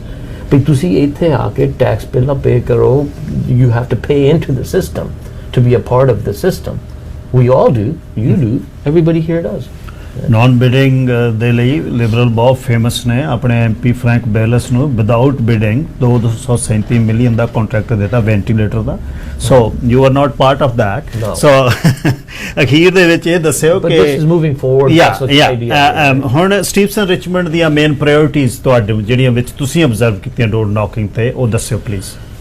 ਜਿੱਦਾਂ ਹੁਣ ਮੈਂ ਦੱਸ ਰਿਹਾ ਸੀ ਵੀ ਤਕਰੀਬਨ 14-15 ਸਾਲ ਹੋ ਗਏ ਮੈਨੂੰ working with the community. There's no doubt. There's I also serve on the Richmond Community Foundation board. I'm the vice chair there. ਉੱਥੇ ਵੀ ਮੈਂ ਦੇਖਿਆ ਸੀ ਵੀ ਜਿਹੜੇ ਸਰਵਿਸਿਜ਼ ਹੈਗੀਆਂ community organizations are doing great. I think there's a lot of great community organizations, not just in Richmond. I know that the others ones you're attached to too, right? But there's still gaps, right? Oh, gap nu fill in karna pena hai. So we have to do some work on some of those things, timely mental health support, right? But beyond that, the biggest issue for us in Steveston is affordability. Okay. Jida aapa gal karke hate hain. So jehda gharan da platform hega hai, jehda ਅਸੀਂ ਮੋਰੇ ਕੀਤਾ ਅੱਗੇ ਹੁਣ ਐਲਾਨ ਕੀਤਾ ਹੈ in our liberal platform, we're talking more about things like rent to own, so introducing more programs, making it easier. ਜਿਹੜੇ ਆਪਣੇ ਹੁਣ young professional ਆ, ਜਿਹੜੇ ਹੁਣ ਕਿਸੇ ਨੇ ਫੈਮਿਲੀ ਸ਼ੁਰੂ ਕਰਨੀ ਆ, ਗ੍ਰੈਜੂਏਟ ਹੋਏ ਆ, ਉਹਨਾਂ ਨੇ ਹੁਣ ਗਾਹਾਂ ਘਰ ਕਿੱਦਾਂ ਲੈਣਾ। I have ਮੇਰੇ ਵੀ ਛੋਟੇ ਬੱਚੇ ਆ, ਉਹਨਾਂ ਨੇ ਆਪਾਂ ਵੀ ਸੋਚਦੇ ਆ ਉਹਨਾਂ ਨੇ ਗਾਹਾਂ ਕਿੱਦਾਂ ਘਰ ਲੋਗੇ, like you mentioned, right? Yes. So this is a big focus for me. Best wishes ਤੇ ਸਦਾ ਹੀ ਚੰਗਾ ਲੱਗਦਾ ਜਦ ਤੁਸੀਂ ਸਟੂਡੀਓ ਵਿਜ਼ਿਟ ਕਰਦੇ ਹੋ। You used to visit us lot and always working for community. That's what I know. Best wishes. I hope I can do more and I'll come back. Thank you. Yeah, thank you.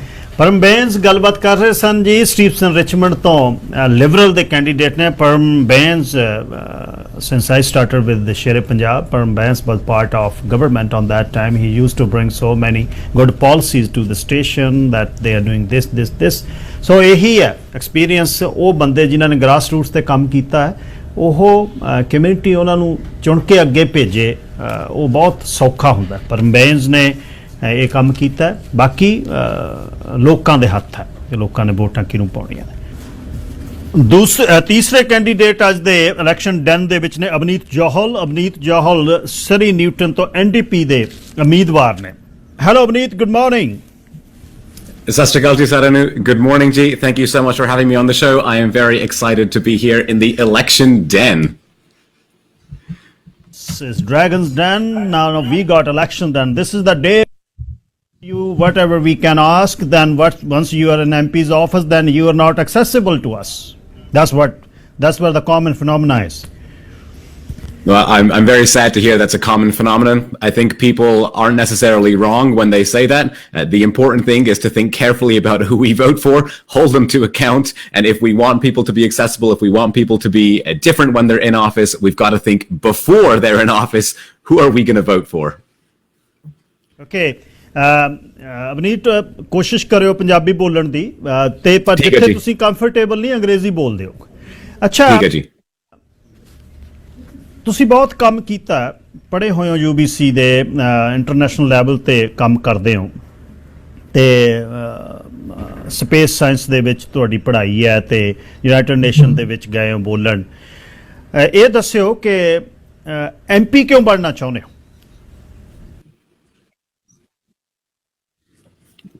Sorry ਜੀ ਮੇਰੇ ਖਿਆਲ ਥੋੜਾ ਜਿਹਾ connection ਦੇ ਵਿੱਚ ਥੋੜਾ ਜਿਹਾ ਕੱਟ ਗਿਆ ਸੀ ਮੈਂ ਸਵਾਲ ਤਾਂ ਪਹਿਲਾਂ ਸੁਣਿਆ ਸੀ ਪਰ ਬਾਅਦ ਵਿੱਚ ਸੁਣਿਆ ਹਾਂ ਮੈਂ ਇਹ ਸਵਾਲ ਇਹ ਸੀ ਕਿ ਤੁਸੀਂ MP ਕਿਉਂ ਬਣਨਾ ਚਾਹੁੰਦੇ ਹੋ ਅੱਛਾ ਜੀ you wanted to be a member parliament ਹਾਂਜੀ ਹੁਣ 15 ਸਾਲ ਤੋਂ ਉੱਪਰ ਹੋ ਗਏ ਮੈਂ ਇੱਥੇ ਕਮਿਊਨਿਟੀ ਦੇ ਕਾਫੀ ਐਕਟਿਵ ਹਾਂ ਨਿਊਟਨ ਦੇ ਵਿੱਚ ਹੁਣ ਮੈਨੂੰ ਪਤਾ ਜਿਹੜੇ ਸਾਰੇ ਤਕਲੀਫਾਂ ਇੱਥੇ ਹੈਗੇ ਆ ਹੁਣ ਪਹਿਲਾਂ we kept waiting ਦੇਖੀ ਗਏ ਵੀ ਇਹਦੇ ਵਿੱਚ ਵੀ ਇੱਥੇ ਕੀ ਹੋਣਾ ਆਪਣੀ ਕਮਿਊਨਿਟੀ ਦੇ ਸਰੀ ਨਿਊਟਨ ਦੇ ਵਿੱਚ how are we going to make things better ਤਾਂ ਮੈਨੂੰ ਤਾਂ ਨਹੀਂ ਲੱਗਦਾ ਵੀ things are getting better ਕਈ ਸਾਲ ਹੋ ਗਏ ਲੋਕੀ ਮੈਨੂੰ ਪਹੁੰਚੀ ਜਾਂਦੇ when are you going to run why are you going to run like when is this going to happen and I have a very good job I'm very happy working with students at UBC middle of this ਸਭ ਕੁਛ ਠੀਕ ਹੀ ਆ in the broad terms but ਜਦੋਂ ਮੈਂ ਆਪਣੇ community ਦੇ ਵਾਸਤੇ ਦੇਖਦਾ ਇੱਥੇ ਸਰੀ ਨਿਊਟਨ ਦੇ ਵਿੱਚ ਇੱਥੇ ਦੇਖਦਾ I think we can be doing so much better ਲੋਕੀ ਸਾਨੂੰ ਦੱਸਦੇ ਆ ਵੀ ਤਕਲੀਫਾਂ ਕਾਫੀ ਹੈਗੇ ਆ the cost of living is so high housing is so unaffordable ਸਾਰੇ safety ਤੇ ਪੁੱਛਦੇ ਆ ਹੁਣ ਕਿੰਨੇ ਸਾਲ ਹੋ ਗਏ ਅਸੀਂ ਸਰੀ ਦੇ ਵਿੱਚ ਅਸੀਂ safety ਦੀ ਗੱਲ ਕਰਦੇ ਆ gun crime violence ਦੀ ਗੱਲ ਕਰਦੇ ਆ 20 ਸਾਲ ਤੋਂ ਉੱਪਰ ਹੋ ਗਏ 30 ਸਾਲ ਹੋ ਗਏ ਪੂਰੀ ਜਨਰੇਸ਼ਨ ਬਦਲ ਗਈ ਤਾਂ ਹਲੇ ਵੀ ਅਸੀਂ ਇੱਥੇ ਹੀ ਫਸ ਗਏ ਤਾਂ ਇਸ ਕਰਕੇ ਮੈਨੂੰ ਤਾਂ ਲੱਗਦਾ ਵੀ we need younger people we need capable people and ਜਿਹੜੇ ਇੱਥੋਂ ਪੜ੍ਹੇ ਲਿਖੇ ਆ ਉਹਦੇ ਸਿਸਟਮ ਦਾ ਵੀ ਪਤਾ ਆ ਤਾਂ ਆਪਣੇ ਇੱਥੇ ਅਗਲੇ ਜਨਰੇਸ਼ਨ ਨੂੰ ਚੰਗੀ ਤਰ੍ਹਾਂ ਸਪੋਰਟ ਕਰ ਸਕਦੇ ਤਾਂ ਹੀ ਮੈਂ ਹੁਣ ਇੱਥੇ ਖੜਿਆ ਤੇ ਸਾਰੇ ਲੋਕੀ ਬੜੇ ਖੁਸ਼ ਆ ਵੀ ਇੱਥੇ ਹੁਣ ਮੈਂ ਖੜਿਆ and we're getting so much support ਤੁਸੀਂ ਕਹਿੰਦੇ ਮੈਂ 15 ਸਾਲ ਦਾ ਕਮਿਊਨਿਟੀ ਚ ਇਨਵੋਲਵ ਆ ਕਿੱਥੇ ਇਨਵੋਲਵ ਸੀ ਤੁਸੀਂ where you were involved ਹਾਂਜੀ I mean I could talk a lot about where I've been involved ਹੁਣ ਜੇ ਅਸੀਂ politics ਦੀ ਗੱਲ ਕਰਦੇ ਹੁਣ 15 ਸਾਲ ਤੋਂ ਉੱਪਰ ਸਪੈਸੀਫਿਕਲੀ ਮੈਨੂੰ ਇਹ ਦੱਸਿਓ ਕਿਹੜੀ ਆਰਗੇਨਾਈਜੇਸ਼ਨ ਕਿਹੜਾ ਗ੍ਰਾਸ ਰੂਟਸ ਕਿੱਥੇ ਤੁਸੀਂ ਇਨਵੋਲਵ ਸੀ ਹਾਂਜੀ ਹੁਣ ਮੈਂ ਪਹਿਲਾਂ ਪੋਲਿਟਿਕਸ ਦੇ ਵਿੱਚ ਦੱਸ ਦੂੰਗਾ ਫਿਰ ਮੈਂ ਦੂਸਰੇ ਆਰਗੇਨਾਈਜੇਸ਼ਨ ਦੇ ਵੀ ਦੱਸ ਦੂੰਗਾ ਹੁਣ ਪੋਲਿਟਿਕਸ ਦੇ ਵਿੱਚ 15 ਸਾਲ ਤੋਂ ਉੱਪਰ ਹੋ ਗਏ ਮੈਂ ਇੱਥੇ NDP ਦੇ ਨਾਲ ਕਾਫੀ ਐਕਟਿਵ ਹਾਂ and I've talked about this many times ਜਦੋਂ ਮੈਂ ਇੱਥੇ ਕਰੇ ਸੀ ਜਿਹੜਾ ਸਾਡਾ ਇੱਥੇ MLA ਹੈਗਾ ਹੈਰੀ ਬੇਨਸ ਆਪਣੇ ਘਰ ਆਏ ਡੋਰ ਨੌਕ ਕੀਤੀ ਨਾਲੇ ਸਾਰਿਆਂ ਨੂੰ ਪੁੱਛਦੇ ਸੀ ਵੀ ਤੁਹਾਡੇ ਮਨ ਦੇ ਵਿੱਚ ਕੀ ਹੈ ਵੀ ਆਪਣੀ ਕਮਿਊਨਿਟੀ ਦੇ ਵਿੱਚ ਅਸੀਂ ਕੀ ਕਰੀਏ ਤਾਂ ਮੈਂ ਉਹਨੂੰ ਕਈ ਸਵਾਲ ਪੁੱਛੇ ਉਹ ਕਹਿੰਦੇ ਵੀ ਚੰਗੇ ਸਵਾਲ ਆ ਵੀ ਆਪਣੇ ਆਫਿਸ ਦੇ ਵਿੱਚ ਆ ਜਾਓ ਅਸੀਂ ਉੱਥੇ ਗੱਲ ਕਰ ਲਵਾਂਗੇ ਫਿਰ ਮੈਂ ਉੱਥੇ ਗਿਆ ਬਸ ਉੱਥੇ ਹੀ ਮੇਰਾ ਕੰਮ ਸ਼ੁਰੂ ਹੋ ਗਿਆ ਸੀ ਇੱਥੇ ਪੋਲਿਟਿਕਸ ਦੇ ਵਿੱਚ ਹੁਣ ਜੇ ਅਸੀਂ ਦੂਸਰੇ ਆਰਗੇਨਾਈਜੇਸ਼ਨ ਦੇ ਦੇਖੋ ਮੈਂ ਕੈਨੇਡੀਅਨ ਮੈਂਟਲ ਹੈਲਥ ਐਸੋਸੀਏਸ਼ਨ ਦੇ ਵੀ ਕੰਮ ਕੀਤਾ ਸੀ ਨਾਲੇ ਮੈਂ ਉੱਥੇ ਡਾਇਰੈਕਟਰ ਬਣਿਆ ਤਾਂ ਉਸ ਆਰਗੇਨਾਈਜੇਸ਼ਨ ਦੇ ਨਾਲ ਮੇਰਾ ਕੰਮ ਸੀ overseeing housing programs for people recovering from mental illness. ਨਾਲੇ ਉਹ ਜਿਹੜੇ ਹਾਊਸਿੰਗ ਪ੍ਰੋਗਰਾਮ ਸੀ ਇੱਥੇ ਸਰੀ ਦੇ ਵਿੱਚ ਵੀ ਹੈਗੇ ਸੀ ਹੁਣ ਮੇਰੇ ਕੋਲ ਰੀਜਨ ਹੈਗੀ ਸੀ ਨਿਊ ਵੈਸਟਮਿੰਸਟਰ ਮੇਪਲ ਰਿਜ ਬਰਨਬੀ ਹੋਰ ਸਾਰੇ ਪਾਸੇ ਪਰ ਇੱਥੇ ਸਰੀ ਦੇ ਵਿੱਚ ਵੀ ਮੈਂ ਇੱਥੇ ਕੰਮ ਕਰਦਾ ਸੀ and my primary focus in Surrey was increasing the number of spaces we had for young people and our youth supported independent living programs. So otte bhi kam kitta. Sports the which, lots of organizations. I've played hockey here in Surrey and also with youth leadership camps. Kei saal ho gaye, I've run youth leadership camps and we invite students from Canada, from here around the Surrey area, usually grade 10 and grade 11, and we invite students from Washington State. So it makes it an international experience for our young students here in Surrey. So lots of different organizations, jata politics the vich, jata kam the vich, jata mental health the vich, jata leadership the vich, jata sports the vich, काफी experience itte, naale community de seva bhi ਕੀਤੀ ਜਿਹੜੀ NDP ਦਾ platform ਹੈ ਆਮ ਲੋਕ ਇਹ ਸੋਚਦੇ ਆ ਕਿ NDP ਦੇ ਪਲੇਟਫਾਰਮ ਦੇ ਵਿੱਚ ਦਮ ਨਹੀਂ ਹੈ ਉਹਦੇ 'ਚ ਗੱਲ ਨਹੀਂ ਹੈ NDP ਦੇ ਲੋਕਲ ਕੈਂਡੀਡੇਟ ਆਟਵਾ ਦੇ ਨਾਲ ਇੰਟੀਗ੍ਰੇਟਡ ਨਹੀਂ ਹੈ is that right? I'm not sure if I fully understand the question. No. I'm just asking that there's a general perception in community that the local NDP candidates are not very much organized with the Ottawa. Ottawa leadership is different and local candidates are different. They are more part of sort of two-tier program with BC NDP and national NDP. Is that right? You are not integrated with the Ottawa? I mean, that at the bilkul sahi nahi. I can give a thoda jiha example me main de sakta. ਹੁਣ ਅਸੀਂ federal campaign ਦੇ ਵਿੱਚ ਕੰਮ ਕਰਦੇ ਆ Ottawa ਦੇ ਨਾਲ ਕਾਫੀ communication ਹੈਗੀ ਆ ਤਾਂ ਕੱਲ just yesterday afternoon ਇੱਕ national town hall was hosted. We had a town hall to develop and talk about Canada's space policy for the next 30 years. And this was a national town hall. They were working with all of the federal parties and their central offices in Ottawa, the NDP included. And we needed to send one representative from the NDP to talk about our party's commitments and Canada's space policy for the next 30 years. And they asked the candidate from Surrey Newton to represent the national NDP. And so this should be a good example and a good indicator of two things. The first thing is, of course, we are absolutely connected with Ottawa, and it was an honor for me to represent the National Party at the national level here when we're talking about the space policy of this country because of my research and background in international space law. Now, the other thing that I would say is I did feel very proud when I was on the call and you had the different folks from different parts of the country. Nale otte lakhiya si bi jehda NDP that representative आया भी ओ Surrey Newton तो आया and I think that's good for our community and I think it's good for Surrey to have that kind of representation.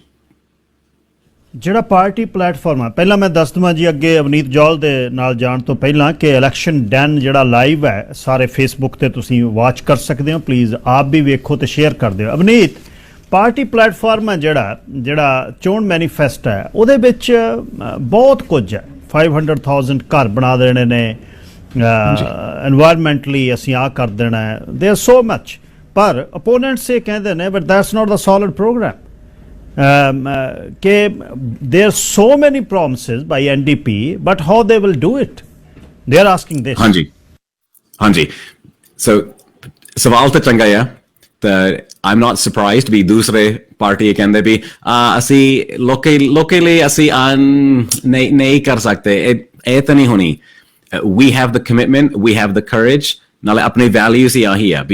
We're going to work for families, and we're going to fight for our communities, and we're going to fight for hardworking Canadians across this country. Hon dekho ji, AS government de vich the independent parliamentary budget officer reporta hege hai. Us report de vich likhya bi $25 billion taxaਂ ਅਸੀਂ ਨਹੀਂ ਲੈਂਦੇ mega corporations ਤੋਂ ਨਹੀਂ ਲੈਂਦੇ ਹਰ ਸਾਲ then NDP government ਕਹਿੰਦੇ ਵੀ ਅਸੀਂ ਉਹ ਟੈਕਸ ਹਾਂਜੀ ਜ਼ਰੂਰ ਕਲੈਕਟ ਕਰਾਂਗੇ ਇੱਕ ਗੱਲ ਤਾਂ ਵੀ ਜਿਹੜੇ ਅਸੀਂ ਆਪਣਾ ਕਮਿਊਨਿਟੀ ਦੇ ਵਿੱਚ ਦੇਖੋ ਜਿਹੜੇ ਮਾਪੇ ਇੰਨੇ ਕੰਮ ਕਰਦੇ to raise their families, to build their communities, or tax they dinde. Asi kende bhi we need to focus on the people who are not paying their fair share. So there's lots of money out there. It's not a question of resources. It's not a question of funding. But itte gal aunਦੀ ਆ, what are the priorities? ਜੇ ਅਸੀਂ ਚੰਗੀ ਤਰ੍ਹਾਂ prioritise ਕਰਦੇ ਅਸੀਂ ਕਰ ਸਕਦੇ ਹੁਣ ਜੇ ਤੁਸੀਂ ਫਾਰਮਰ ਕੇਅਰ ਦੇ ਵਾਸਤੇ ਦੇਖੋ ਅਸੀਂ ਹੁਣ ਕੱਲੇ ਰਹਿ ਗਏ we're the only country left in the world with a major universal healthcare system ਤਾਂ ਅਸੀਂ ਉਹਦੇ ਵਿੱਚ ਨਹੀਂ ਇਨਕਲੂਡ ਕਰਦੇ ਦਵਾਈਆਂ ਅਸੀਂ ਉਹਦੇ ਵਿੱਚ ਨਹੀਂ ਇਨਕਲੂਡ ਕਰਦੇ ਦੰਦਾਂ ਅਸੀਂ the care, dental care, the vision care, ਅੱਖਾਂ ਦਾ ਅਸੀਂ ਨਹੀਂ ਇਨਕਲੂਡ ਕਰਦੇ ਹੋਰ ਸਾਰੇ ਕੰਟਰੀ ਕਰ ਸਕਦੇ ਅਸੀਂ ਵੀ ਕਰ ਸਕਦੇ ਇਹ ਗਲਤ ਹੈ to say that we in Canada can't do it. We can do it. ਬਸ ਆਹੀ ਚਾਹੀਦਾ leadership ਨਾਲੇ courage. There's another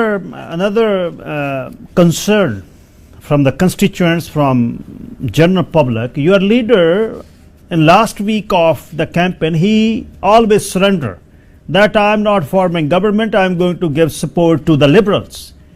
So if he's going to give the support to Liberals as did last time, why he is grilling Trudeau on the campaign trail, on the debate?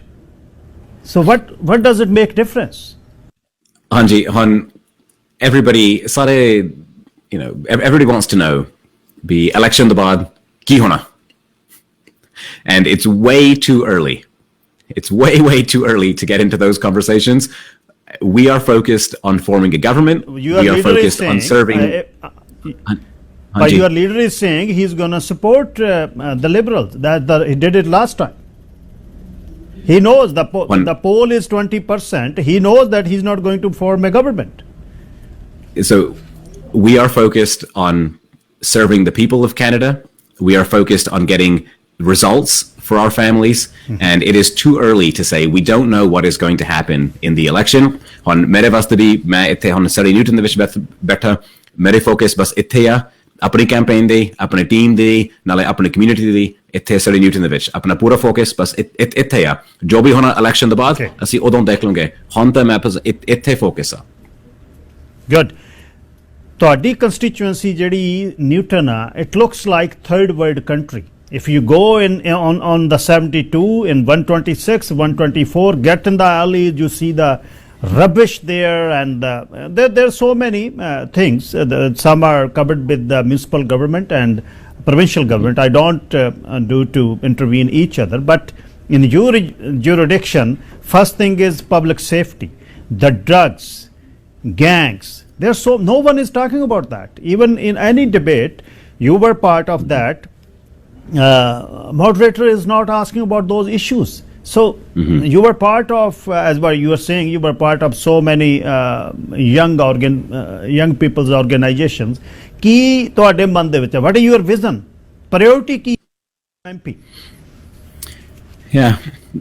Now, ਪਹਿਲੀ priority ਬਸ ਇਹੀ ਹੋਣੀ ਵੀ ਸਾਨੂੰ ਚੰਗੀ ਤਰ੍ਹਾਂ team ਬਣਾਉਣੀ ਪੈਣੀ.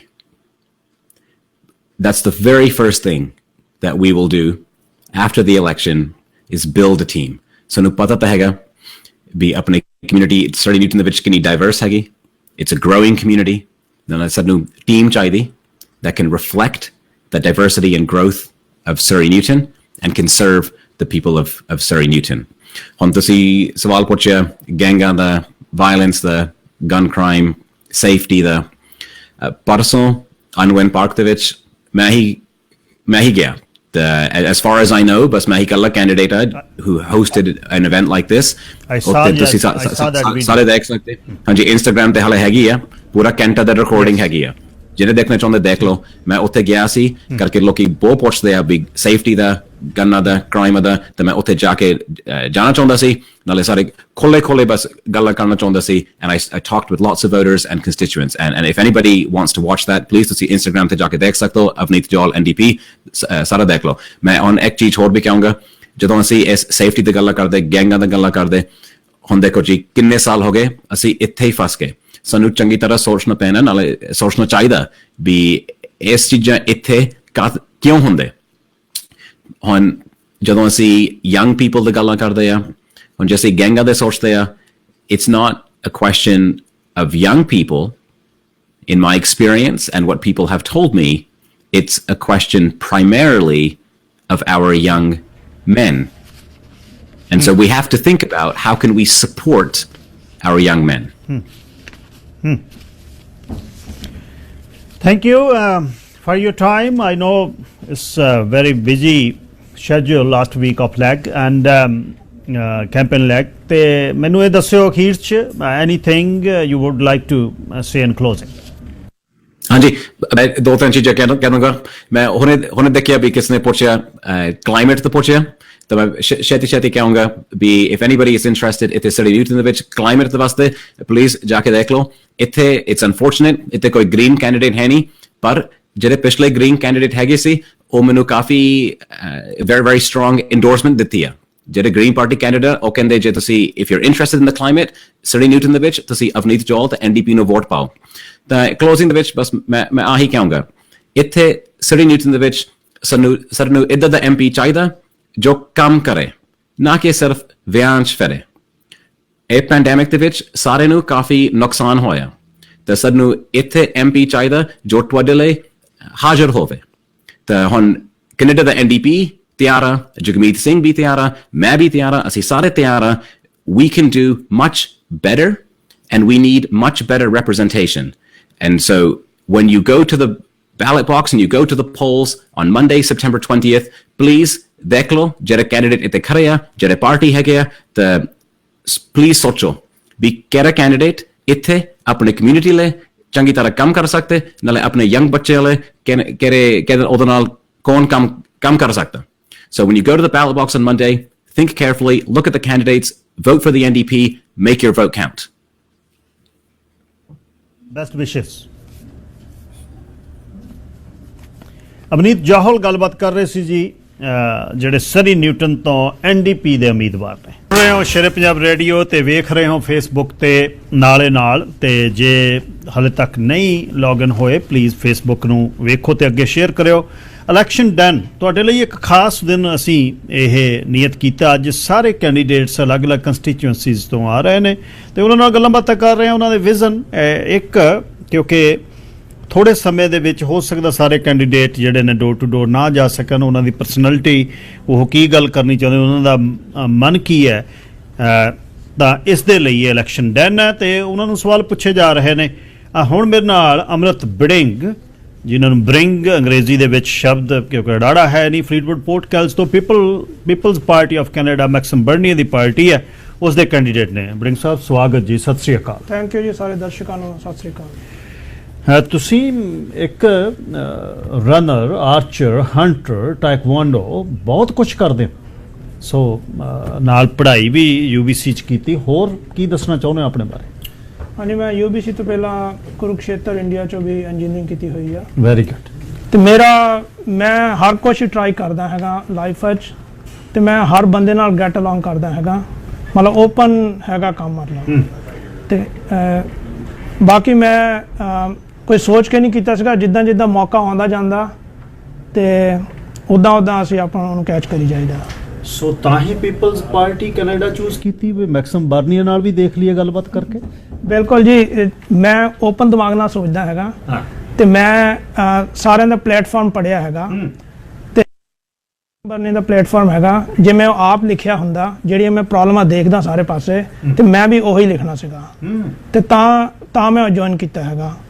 ਹਾਲਾਂਕਿ ਜਿਹੜੇ ਬਾਕੀ ਲੋਕ ਜੁਆਇਨ ਕਰਦੇ ਆ ਉਹ ਵੱਡੀਆਂ ਪਾਰਟੀਆਂ ਜੁਆਇਨ ਕਰਦੇ ਆ, ਬਈ ਚਲੋ ਛੇਤੀ ਤੁਸੀਂ ਪਾਰਟੀ ਦੇ ਨਾਲ ਜਿੱਤ ਜਾਓਗੇ, ਤੇ ਸਾਡੇ ਲਈ ਇਹ ਪੋਲੀਟਿਕਸ ਨਹੀਂ ਹੈਗੀ। ਮੈਂ ਤਾਂ ਮਤਲਬ ਮੈਨੂੰ 30 ਦਿਨ ਹੋਇਆ ਪੋਲੀਟਿਕਸ 'ਚ ਆਏ ਨੂੰ, ਤੇ ਕਿਉਂਕਿ ਮੈਨੂੰ ਆਉਣਾ ਪਿਆ ਹੈਗਾ, ਕਿਉਂਕਿ ਮੈਂ ਆਪਣੀ ਕੰਟਰੀ ਨੂੰ ਥੱਲੇ ਜਾਂਦੇ ਹੋਏ ਦੇਖ ਨਹੀਂ ਸਕਦਾ।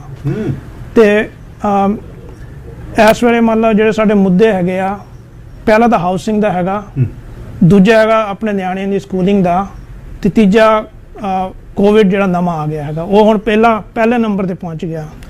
ਕਿਉਂਕਿ ਹਾਂਜੀ, ਪੋਰਟ ਕੈਲ ਦੇ ਵਿੱਚ ਹਾਊਸਿੰਗ ਲਈ ਕੀ ਕਰਨਾ ਚਾਹੁੰਦੇ ਹੋ ਅਲੱਗ? ਅੱਛਾ, ਇਹ ਹਾਊਸਿੰਗ ਸਿਰਫ ਫਲੀਟਵੁੱਡ ਦਾ ਨਹੀਂ ਹੈ, ਪੂਰੇ ਕੰਟਰੀ ਦਾ ਇਸ਼ੂ ਹੈਗਾ।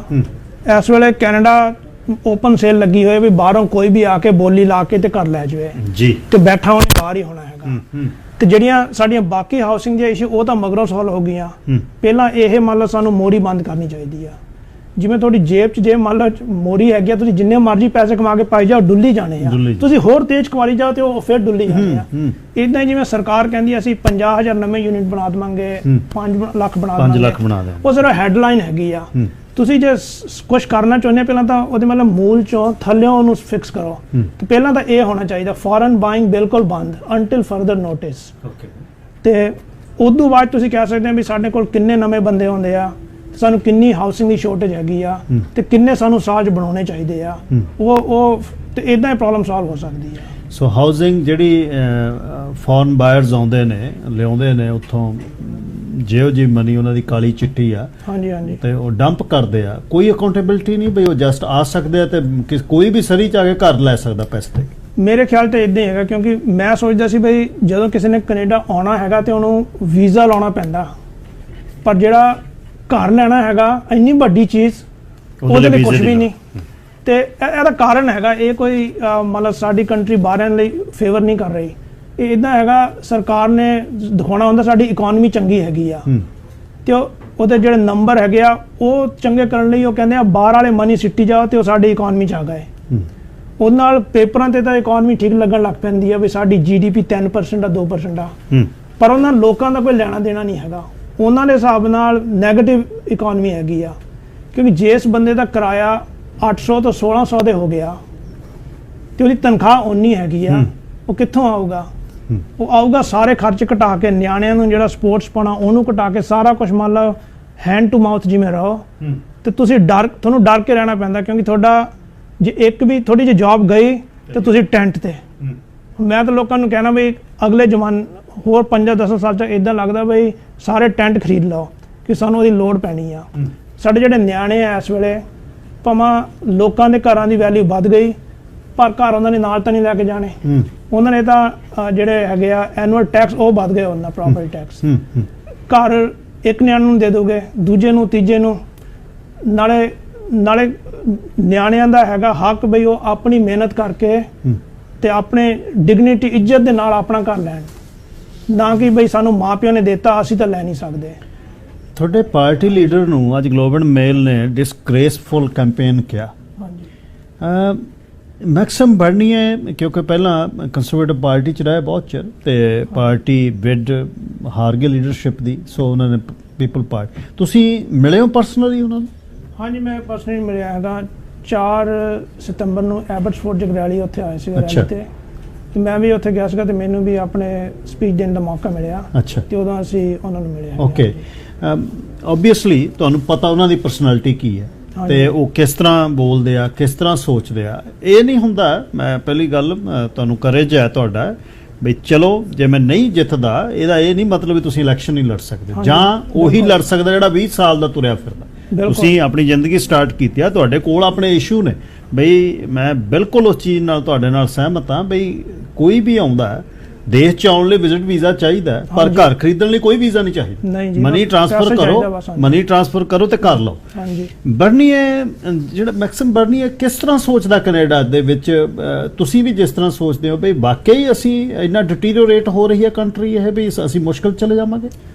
ਇਹ ਤਾਂ ਹੈਗਾ ਜੀ, ਇਹ ਮੰਨ ਲਓ ਬੜੀਆਂ ਡੂੰਘੀਆਂ ਗੱਲਾਂ ਹੈਗੀਆਂ। ਇਹਨੂੰ ਸਮਝਾਉਣ ਲਈ ਇੱਕ ਇੰਟਰਨੈਸ਼ਨਲ ਲੋਕੀ ਹੈਗੇ ਆ, ਅਮੀਰ ਲੋਕਾਂ ਦੀ ਆਰਗੇਨਾਈਜੇਸ਼ਨ, ਉਹ ਮੰਨ ਲਓ ਦੁਨੀਆ ਨੂੰ ਰਨ ਕਰਦੇ ਆ, ਤੇ ਆਮ ਬੰਦੇ ਨੂੰ ਪਤਾ ਨਹੀਂ ਹੁੰਦਾ ਕਿਉਂਕਿ ਇਹਦੇ ਵਿੱਚ ਬਹੁਤ ਲੇਅਰਾਂ ਹੁੰਦੀਆਂ।